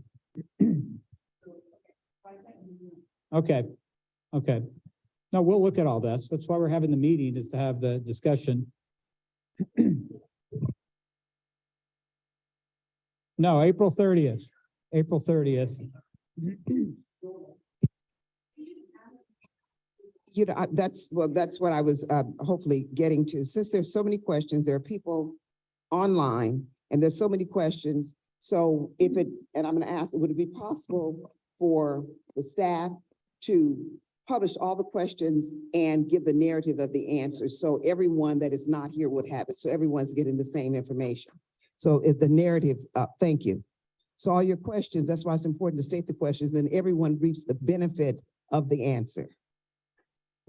And then we, when I use the universal we, have information to look at and go back to see if this is, send it out to everybody, but then see if there's some adjustments on the things that can be adjusted. Yes, we will get you something in the mail. We will send something in the mail. Regular mail. Regular mail. You know that's posted. Yes, yes.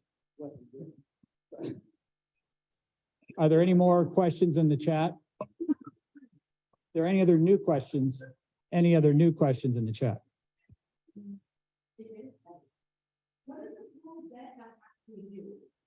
What is the total debt for?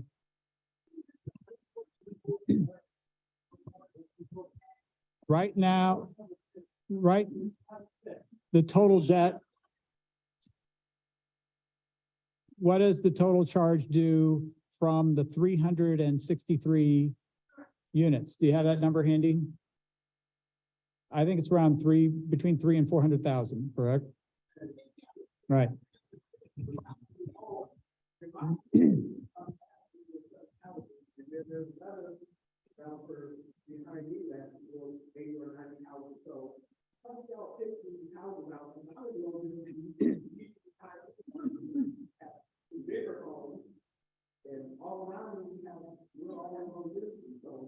What year did you move? What year did you move in? Right, but the mistakes were only when the mistake was when each house, as you know, not every house gets built the same day. You know, they usually complete 1, 2, 3, 4 houses a week. And the mistakes were made when there was probably for the early days, there was probably a week here or there where there was a different construction superintendent and he filled out the form incorrectly. So, you actually say clearly that you know exactly which homeowner screwed the pitch on it. So there is somebody who's actually doing it.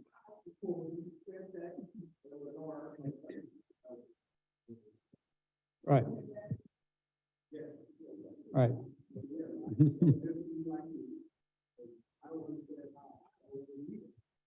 Well, again, the challenge we have under the Government Tort Claims Act is you can't go back over 3 years on a mistake like that, so. Yes. Correct. Mhm.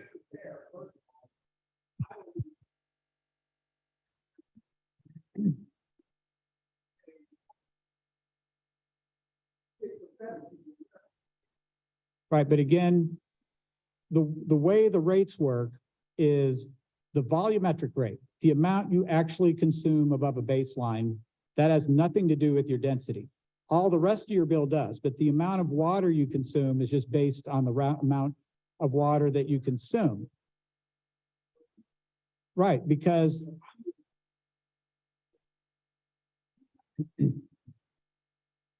understood.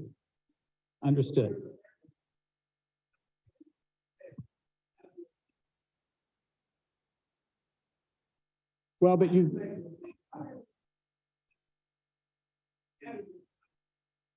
right.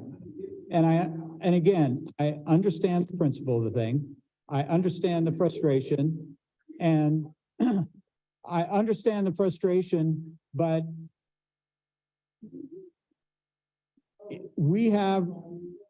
I have a No, you don't. I have a fiduciary responsibility to all of you to make sure that we do the best we can to equivalently collect dollars. Yes, a mistake was made here, but it meant some people paid more and some people paid less. And under the law, one of your neighbors who paid more could walk down here and say, they paid $1,000 less. That's not fair. I am suing you, the district, because that person did not pay their fair share amount.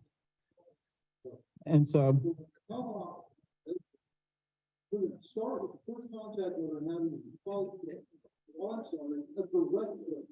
It's the safety of the home. I understand, sir. I've already apologized. You won't get another letter like that. We've got one more question back there.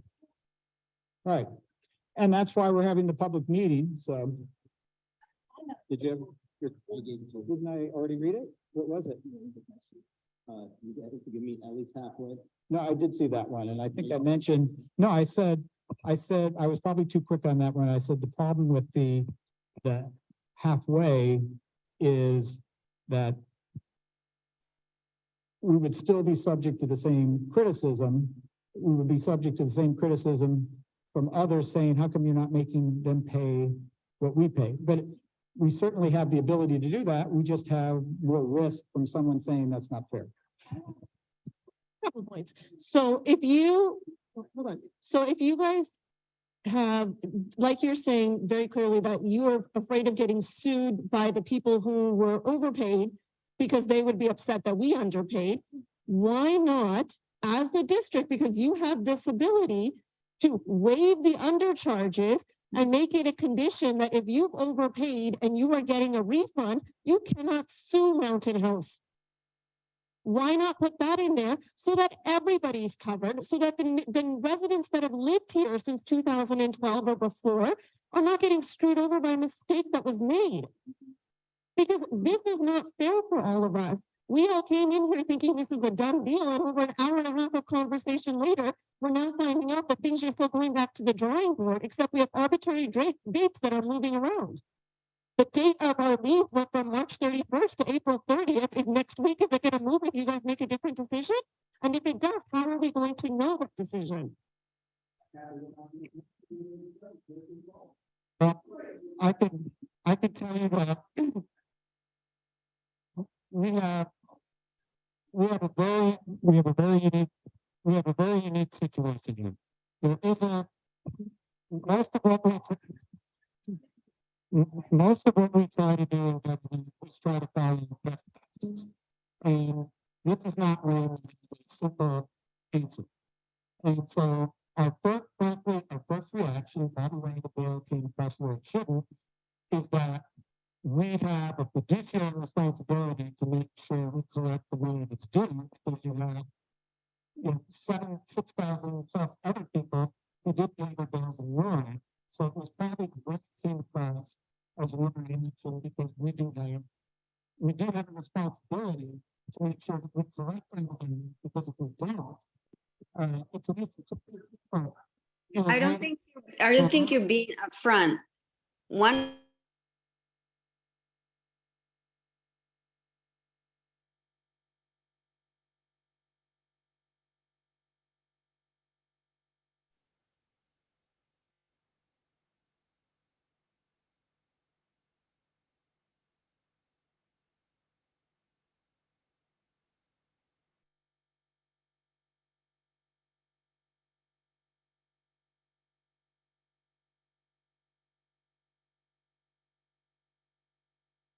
$1,730, there was no impact.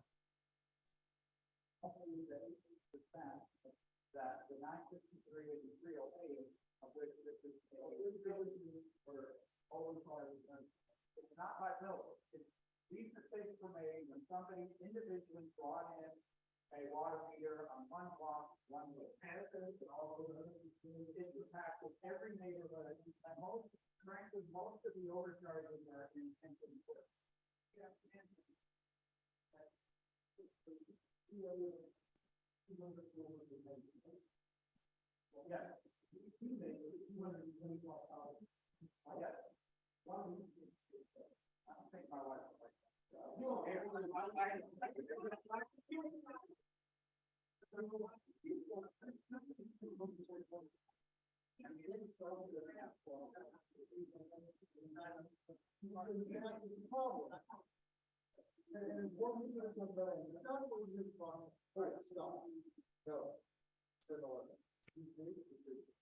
Now I'm thinking maybe it wasn't the best thing for the people who are happy.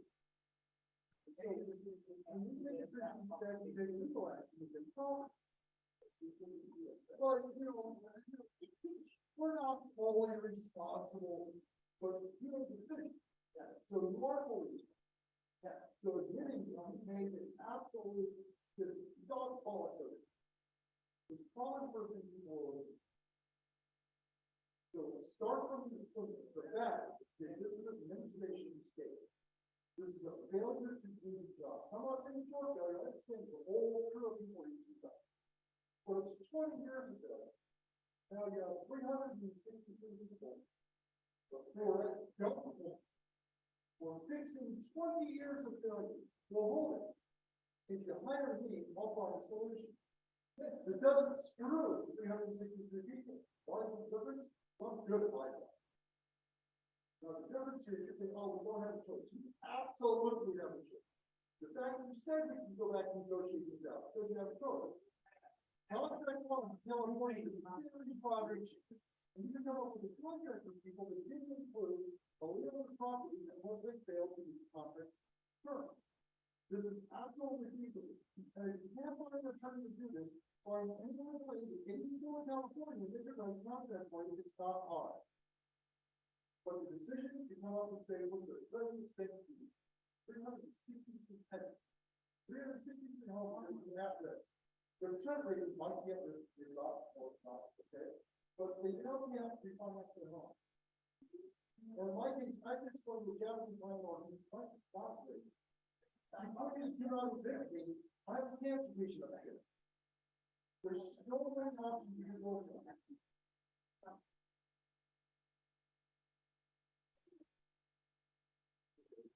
All I have is the finish on it's not finished the original, you don't carry on. You should have had the, she's gonna give this letter saying, well, we have a problem, and it's my fault. And it's not my fault, it's your fault. You're the administration and everything's really responsible. But you're not gonna call them. You're not gonna, if somebody wants to refinance their home, you're not gonna call the bank and say, you know, we need to take care of this. And our response to this. Can you give him the mic, dude? The mistake is not ours. The mistake is not ours, the mistake is yours.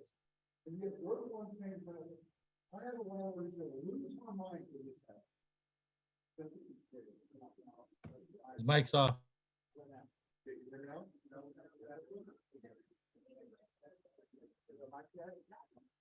You can speak here. That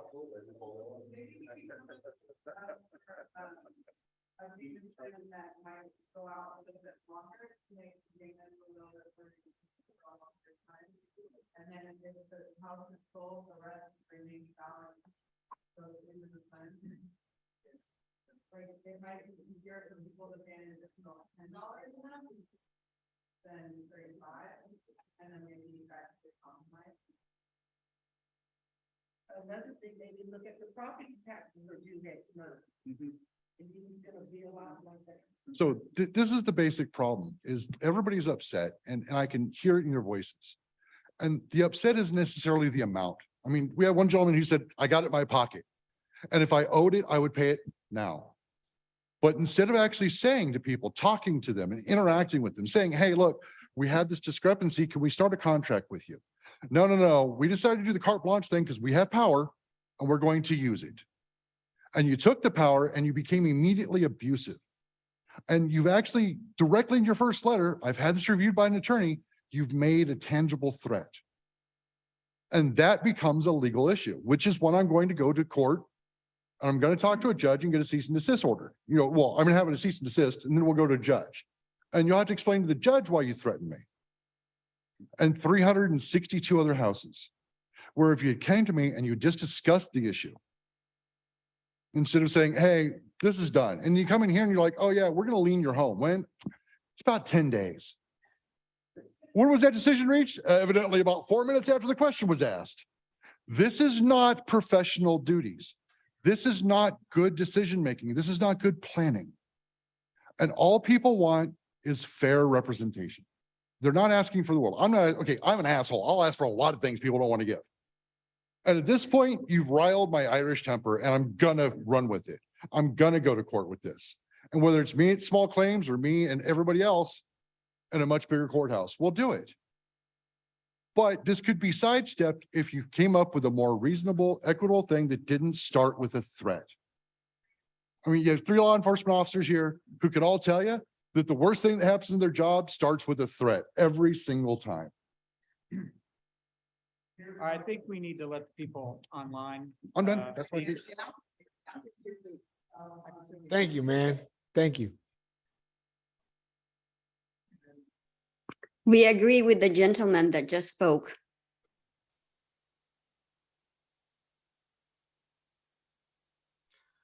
Y'all need to find a way to wash this out.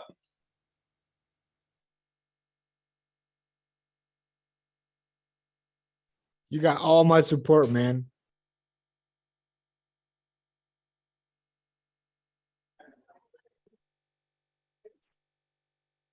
If they don't, let's put a group together.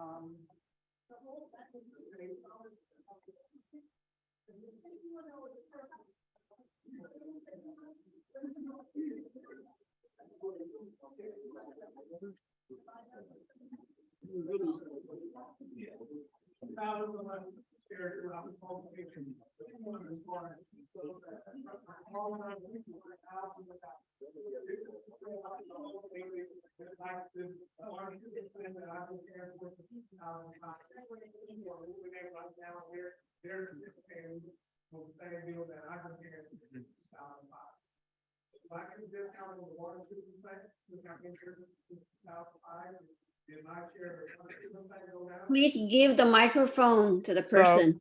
Do we have any comments online? Is there anybody online who'd like to make a comment? Well, okay, so very quickly, under the law, we're supposed to pay each person equivalent to what's in the ordinance, that if you're in a certain density and you're a certain density, then that is what your charge is. How can we trust your densities if this mistake's been going back for 20 years? We've had all the densities since the beginning of time. Those are the same densities that we've had since the master plan was established back in the 1990s. Again, it boils down to, there was a mistake made at the time there was a mistake made by, I wasn't here, but I'll take the blame for it. We don't know who did it in 2003. I sure wish we discovered it in 2005 or 2010. We did not. It was the process. And we should have been there to cross-check the construction superintendent who walked in there. It didn't happen. It's been fixed now. Again, I apologize for the way the process came across. That's not what was meant.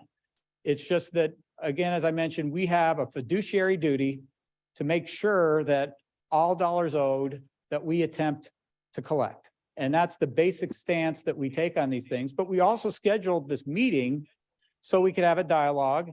And it was probably wrong for us to take that alpha method right up front. I'm not Irish, but I'm married to an Irish attorney, so I know how upset they can get. Hopefully she's not watching right now.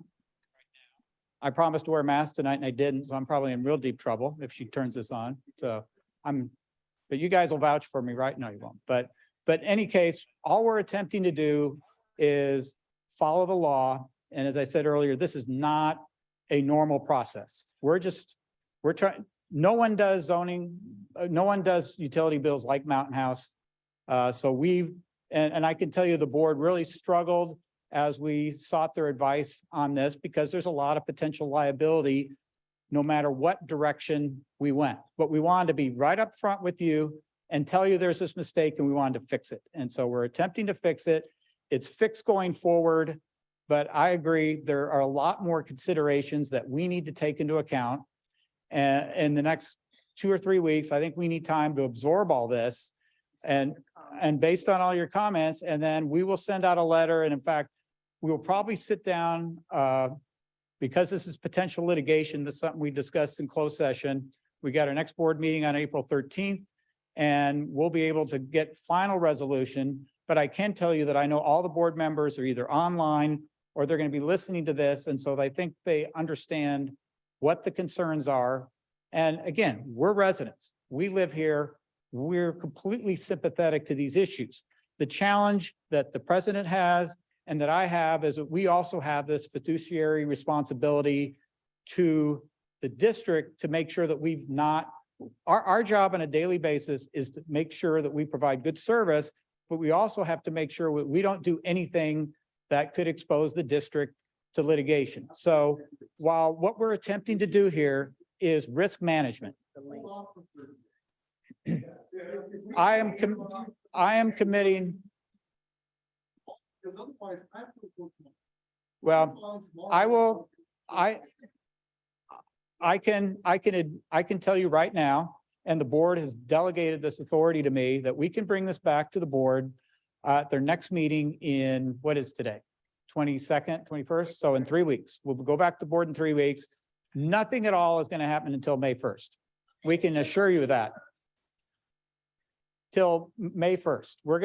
What we'll do, she said April 30th, but it's better to talk about, I'd rather have a May 1st date. It is May 1st.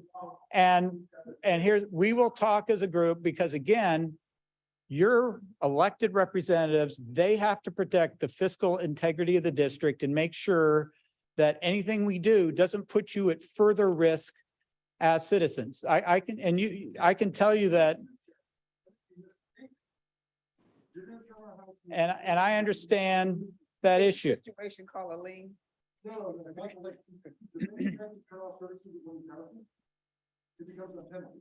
Right. And I completely agree with where you're coming from, and we're going to be talking about that on the 13th. And that was not meant, but you're right, and that's something we need to talk about.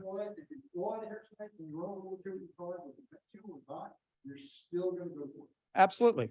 And we apologize for any implied threat on that. That was not, I can tell you in the board's deliberations, the board's biggest concern was the residents, but we had staff put out a document that certainly triggered issues. But again, that boils down, all I can tell you is that we have to do what we're directed to do legally, but we're also here, and that's why the attorney's not here, so we can have this dialogue with you this evening. But these things will be taken back. These things will be taken back. This lady's hand is getting ready to fall off. Can you please do it in the microphone, so folks online? You can Well, see we've got they don't wanna crowd hear this. online. I just wanted on, What happened to our mic? It's never done. that's okay. I just wanted on record because I know you're saying that everybody was undercharged. But the question I had for you earlier is that we have been overcharged for our garbage, but you're saying there's nothing you could do about that. Then why is it you could do something about this and you can't do nothing about that? When we moved here, we filled out all the paperwork and we didn't know until later on, which was November, that there should have been a discount and we didn't get our discount for 3 years. So where's my credit? I've asked for it. I've been here 2 or 3 times. Well, and I can tell you when it comes, the thing to remember is while we bill for waste, it is West Valley that provides the service and receives the revenue. And so this was their discount, not our discount. We don't have administrative control over the garbage. You collect the money. We do collect the money and pass it through to West Valley. So I apologize. Whereas on water, sewer and waste, that's completely the district. You know, that I'd like to make some input on that because I am a senior and I've been a senior for some time. And I try and keep up on any type of discounts. But like anything else, it was on West Valley. They had it in the document, but that's why it's important to read fine print. I'm surprised that I missed it. I'm shocked. We had, that's it. You know, I had to ding myself on that one. But once you let them know, they will do it. But it's just like anything else. People have things on sale or if it's an action step on your part, it was an action step on my part. That you have to say, I'm a senior and I'm entitled to the discount. Could you please start it? What is the application? What application? For senior, why is there an When I brought in all my identification and done everything when we first moved here. That's like, it's two-sided. It's always the benefit of Mountain House. I'm just saying, I just think it's very unfair. I mentioned it to the office. I didn't get everywhere. I didn't call on the phone. I asked them. I think it's wrong. I think it's wrong. If they want me to pay back, okay, pay me back. Yeah, I apologize. We don't have control over that bill. All right, wait. If you sent the bill out, you're responsible, correct? No, we're just a collection agency for West Did you Valley. Send the bill out? You We don't s- send the bill out. For waste, we don't send, Oh, it no. for waste, Okay, I was thinking, For yeah, waste. For waste, for West Valley. for West Valley, but. Regardless of who gets the beneficiaries, the money's coming in. If you send the bill, it's your paperwork, your responsibility. It's I not. used a billing agency for like that long because they screwed up 18 clients and I had 18 angry people on the phone. But it was my responsibility, so I ate that. And at some point in time, you know, when there's the big, ugly, nasty sandwich handed around, you gotta take a bite if it's yours. Right. But, If you but don't again, have to take they, a bite, but they have to apply to get the senior discount. So there was no overcharging because you have to apply for the discount. And yes. Right, and the problem was until I got here and we had to update the trash contract. At that point in time, that's when we discovered that they had been promoting the senior discount and that's when we put it out there. But we really weren't that aware of it until that point in time. Trust me, if we would have been aware of it.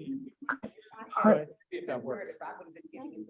Yeah, go ahead and let her ask a question. I didn't find out, until you be fine print, I didn't find out at the beginning of the year.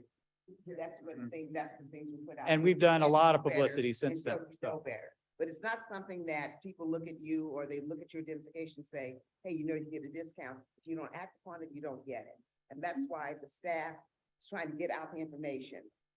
If you're a senior, you can put in for it, and the things that you have to turn was just 2 pieces of ID to validate that you are a senior.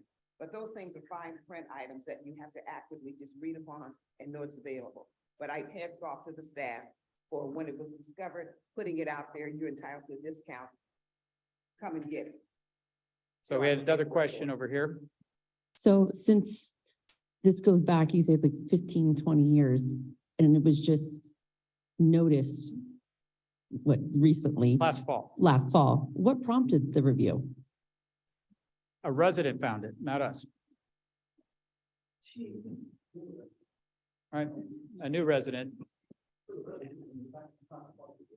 Yes. I was close to finding it, actually. Let's wait.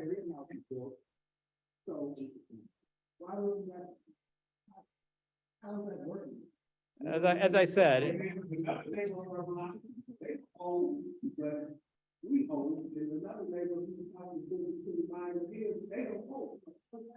because clearly someone filled out a different person filled out the report that day at the building. All right.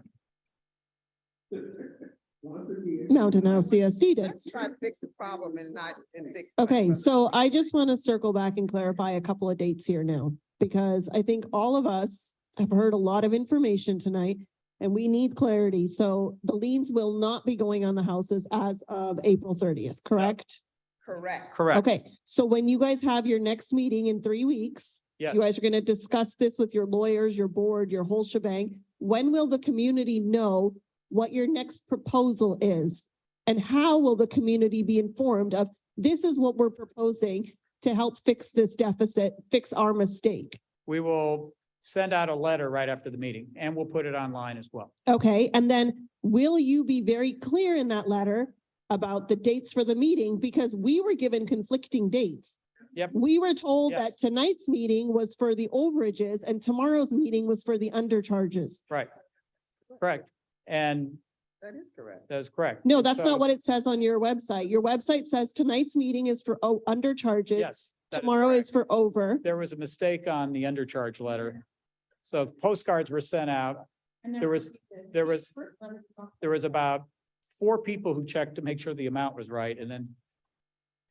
Right, we had to change these dates a couple times because we were spending more time checking the. So there's been a lot of mistakes coming up with Absolutely. this process.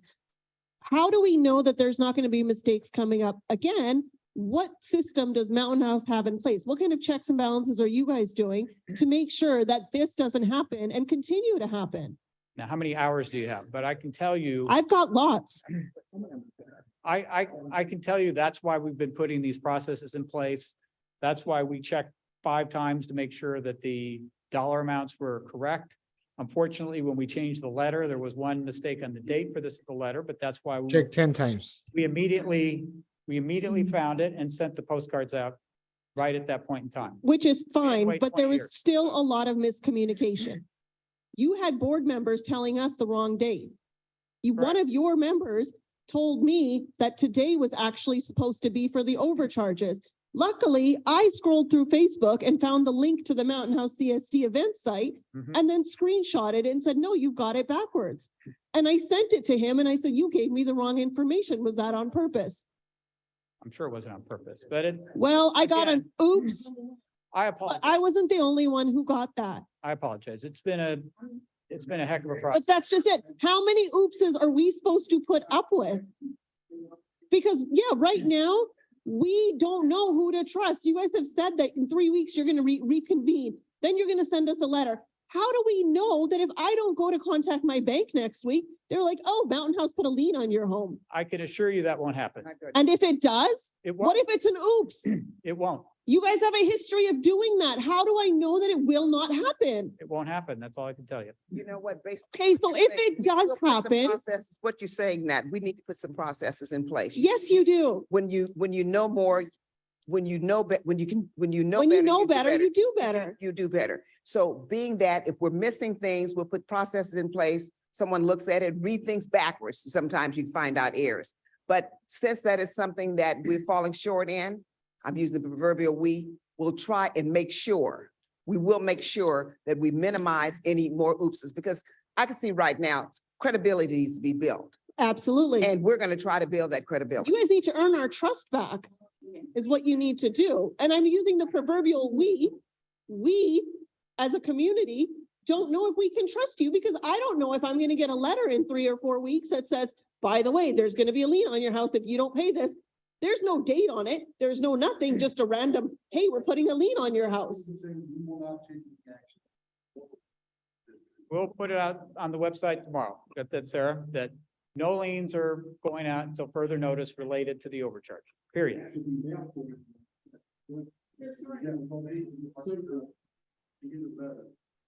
So that's another couple $1,000 is the only thing. So Yeah. we're trying to cost that, so. Wow. Take it out of your pocket. Yep. No, come on, let's, like I said, he wasn't here. It wasn't here. It's And coming out of our pocket. I do understand and see the frustration. If it's that people want things mailed out, it's 18%. We'll just have to mail it out. But we could say that there'll be no lien, since the CSD or we will be responsible for putting any lien letters out. If we say we're not going to do it, and the people that are going to make it happen is in this room, and they said it's not going to happen, then it can't get confusion along the way. Well, I told somebody they didn't do it. The people who can make that happen are in the room. Right. So it's not going to happen. We'll mail it out.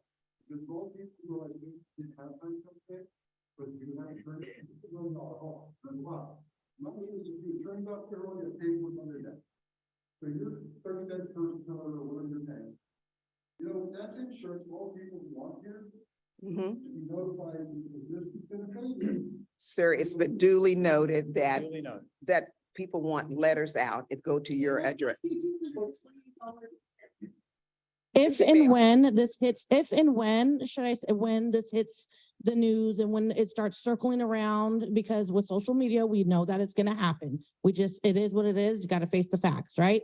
How is that gonna look for us and the value of Mountain House as a whole? Especially with the CD, with you guys running it and all the mistakes and all the mishaps, and how's that gonna look? How do you suppose that's gonna look to everybody else?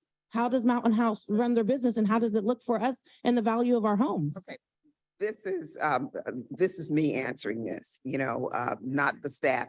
It's the same thing, is that we want to work with the community to come up with resolve that's going to be the best, that's legal, and that's going to be the best for all of us. And what you're stating that would only happen if, okay, it's under resolution now, and we're going to go back to the drawing board to someone to see what things we can fix. The only way that can happen is that somebody jumps ahead and just starts to, I'm gonna sue, I'm gonna do this. Sometimes you can destroy your own self with your own mouth. If you go out now and start telling people Mountain House is doing this to me and what have you, and then it ends up working differently, you're dropping your own property value. Do you realize that there's only actually 2 houses on the market in Mountain House, that every home, every dwelling is purchased and it's owned by somebody? There's only 2 on the market. Do you guys realize the coincidence and how that actually feels and looks as well? 2 houses on the market. Nobody wants to pay. Every So- house has been sold, it's been, you know, there's 2 houses on the market right now. I have a question. I have a question. So I have never heard of this happening in City of Tracy because they have the City of Tracy setting the bills every month. Have we, I know Mountain House is not a city and we're not incorporated, and we're using a company called Infomark to do our billing, and they continuously make mistakes on this. Is that something we're also looking at and having it run here locally to run the billing, to be more accurate, to be more community? Point well taken, and General Manager Pinkerton can ask that. That has been something that's been under consideration. Right, our contract with Infomark expires next summer, not this summer, but next summer. And so we are going to be putting out a request for proposals for new people to bid on the project. They're welcome to bid as well, but we're also considering separating out the billing from the operations of the utility. The reason it wasn't done in the past is it takes a lot of staff to do utility billing. And the other thing I've found where I've done this other places is the computer software. There's so many additional costs, but I'm also beginning to find now that all those supposed economies of scale you get from using, a company that can go a lot of places doesn't always apply to Mountain House, because we're so different and we don't fit in that box. That's something that staff is already seriously looking at. Yes, the answer is yes. She gets me to shut up when I have to here, so. Yes, yeah, it's a public bid process. Everything's a public bid process. It'll probably go out in fall. Right, and remember, they do all of they do all the wastewater treatment, all the water treatment, all those types of things. So, there any other questions online? Sure. Online, I have a question, short comment. May I? Yes, so that's why I like people to write. Yes. It's hard to hear. So, yeah, many times you mentioned your description that Mountain House is not a normal situation, right? However, under the non-normal situation, you apply the law in order to collect from us for underpayment for the mistake made in past for study. So can you add in your next board meeting that you guys try to apply or collect from us the normal situation, saying that it is the law, which makes sense, does make sense. That's all. Thank you. Any other comments? Could you write that into the chat? It was very hard to hear you over the Zoom. Yeah, and that's why we've been asking people to do the questions in the chat.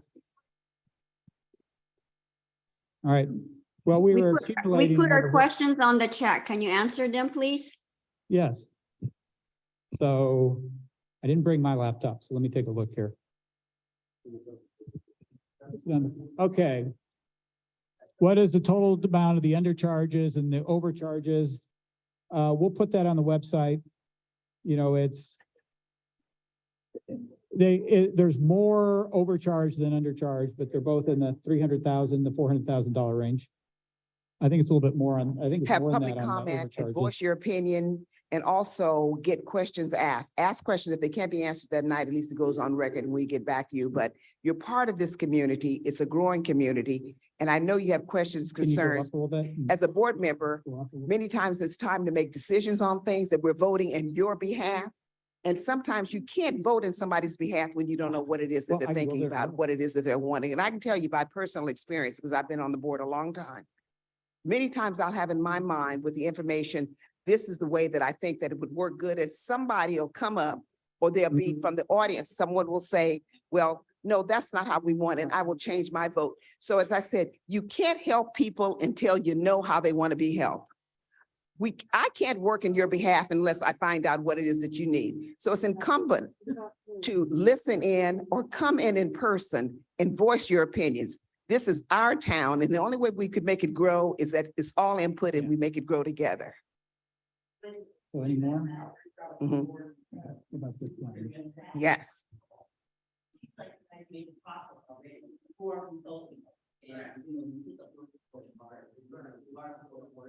Instead of consulting first, and we all know what you guys just put it out, this is how it would be, you're going to penalize the work, it's our mistake. No, forget the screw up part, but I could hear what you're saying. But that is why I said that now with all the comments, with all the questions and what have you, perhaps we can go back and see what things can be fixed and address your needs. It's strong and clear that the lien thing right now in a date too aggressive, that was not going to work. As I said, when you know better, you do better. So my apologies to you, but we're going to step back and see how we can put things more in alignment and address some of the questions and answers where they can be done. Truly thinking versus the sort of time period, and really find a good solution, you know, to get the majority of people. Okay, and I agree with that. I beg your pardon? About 3 months, but yeah. From November to about February to figure it out, and then another month's come up with the process, so there were some people online who were asking about, you know, they're not sure their property managers charging them properly. That I think some people may have not got the letter because it may have gone to their property manager depending on the mailing address on the account. So anyone who wants to get more information, both here and online, what should they send the email to? What about the people online though? I mean, so MHCSD billing, if you have utilities, utilities, okay. MHCSD utilities at sjgov.org. So can you put that in the chat? MHCSD utilities at sjgov.org. If you want to get more information or you didn't get the letter, your property manager get the letter. And so the board members' names are all on the website. If you're interested in the board members, along with their email addresses, if you go to board of directors. And there was not a vote on this. There was just us direction on this because it's not a formal process. It's just direction to the general manager to implement. And that's how it will continue because of the special, the potential litigation. Having more?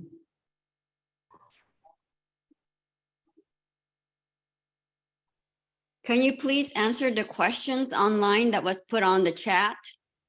Okay, what question? Because we've had a lot of them that are repeat questions that we answered in the room, so. So I wanted to make sure, because I don't think you are being upfront. For the overcharge, you asked residents to sign a form and waive lawsuit in order for them to get their money. For the underpayment, you're asking us to sign a paper. I understand that you're going to look at that. You asked us to sign a paper for the agreement and put a lien on your property. That's the approach that the board have taken.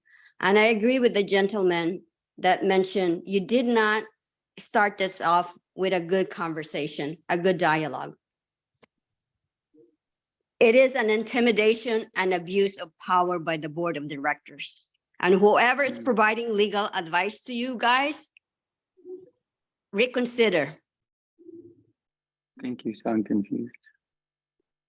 there any other questions? Stay here. So if people want, again, if you want to go to the MHCSD utilities and you want more detail on the dollar amount, just send us an email and we'll send you back the more detailed information. Can you let us know what's the total amount that was undercharged? Because you only went back 3 years for those residents who still live in the homes. But there are some people whose homes got sold and that money is not being collected. So, or they may only have to pay a year if they've only been in the home for a year and you're not going back to the previous owner.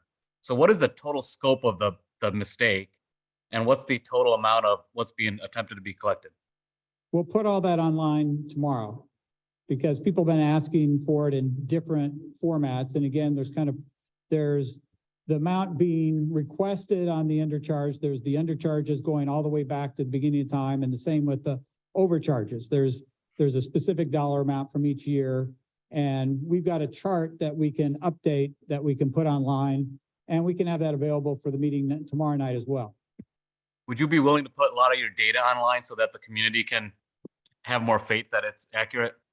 Well, the problem is each utility account is private, so we can't give you the information beyond your own utility bill. Isn't the debt amount and the base charges public information? You don't need to put usage.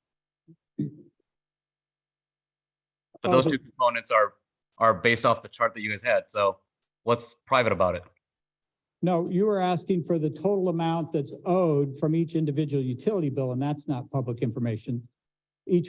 We can't give you each person's letter that we sent out. But like I said, the total amount of debt that the district owes, that's all to the developers and all that, that's public information. But the amount, and we can give you the total amount per year that was either undercharged or overcharged, but we can't give you the individual persons and persons like that. And that information we'll have tomorrow. Okay, thank you. I have a question. I asked for clarity on some data based on a specific address, which is under a property management. But I've been asked about the account number, which I don't have. So why can't you guys process this based on the address? It has to be on the account details.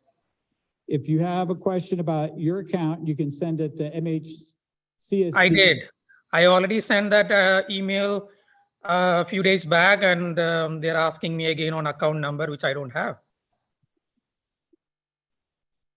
I think I they sent want the to be able details to of the call you property. for question. We can I'm get sorry? if you provide an address, we can come over that way as well. Yeah, I did provide the address, but I don't have the details. They're still asking for account ID or account details. Well, we have to have a second form of information like a phone number because we have to confirm we're giving the information to the account holder. But the account holder is a property management. So it has to be routed through the account property management. It's whoever we have on the account. We can't give information to someone that's not shown as the account holder. Like, I'm the property owner and like I don't have access to my details. Yes, you do. But is your name on the account? It cannot be because it is under a property management.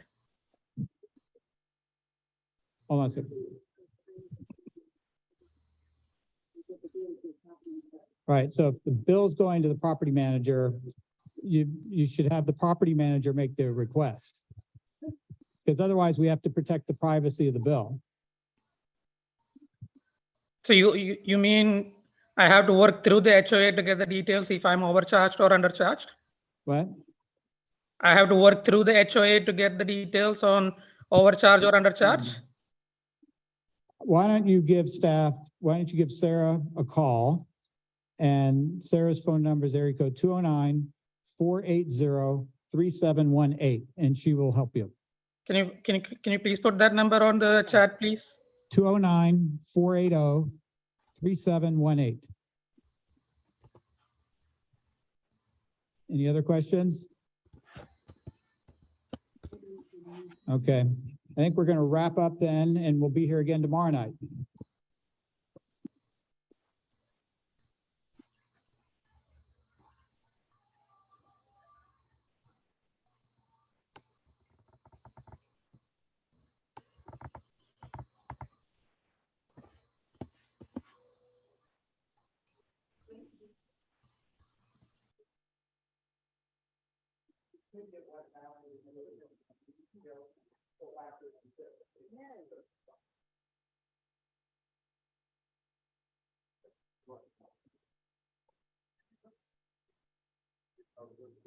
But, yeah, sometimes it is that. But, you know, that's the challenge. Yeah, and then all we can do is put the best practices on.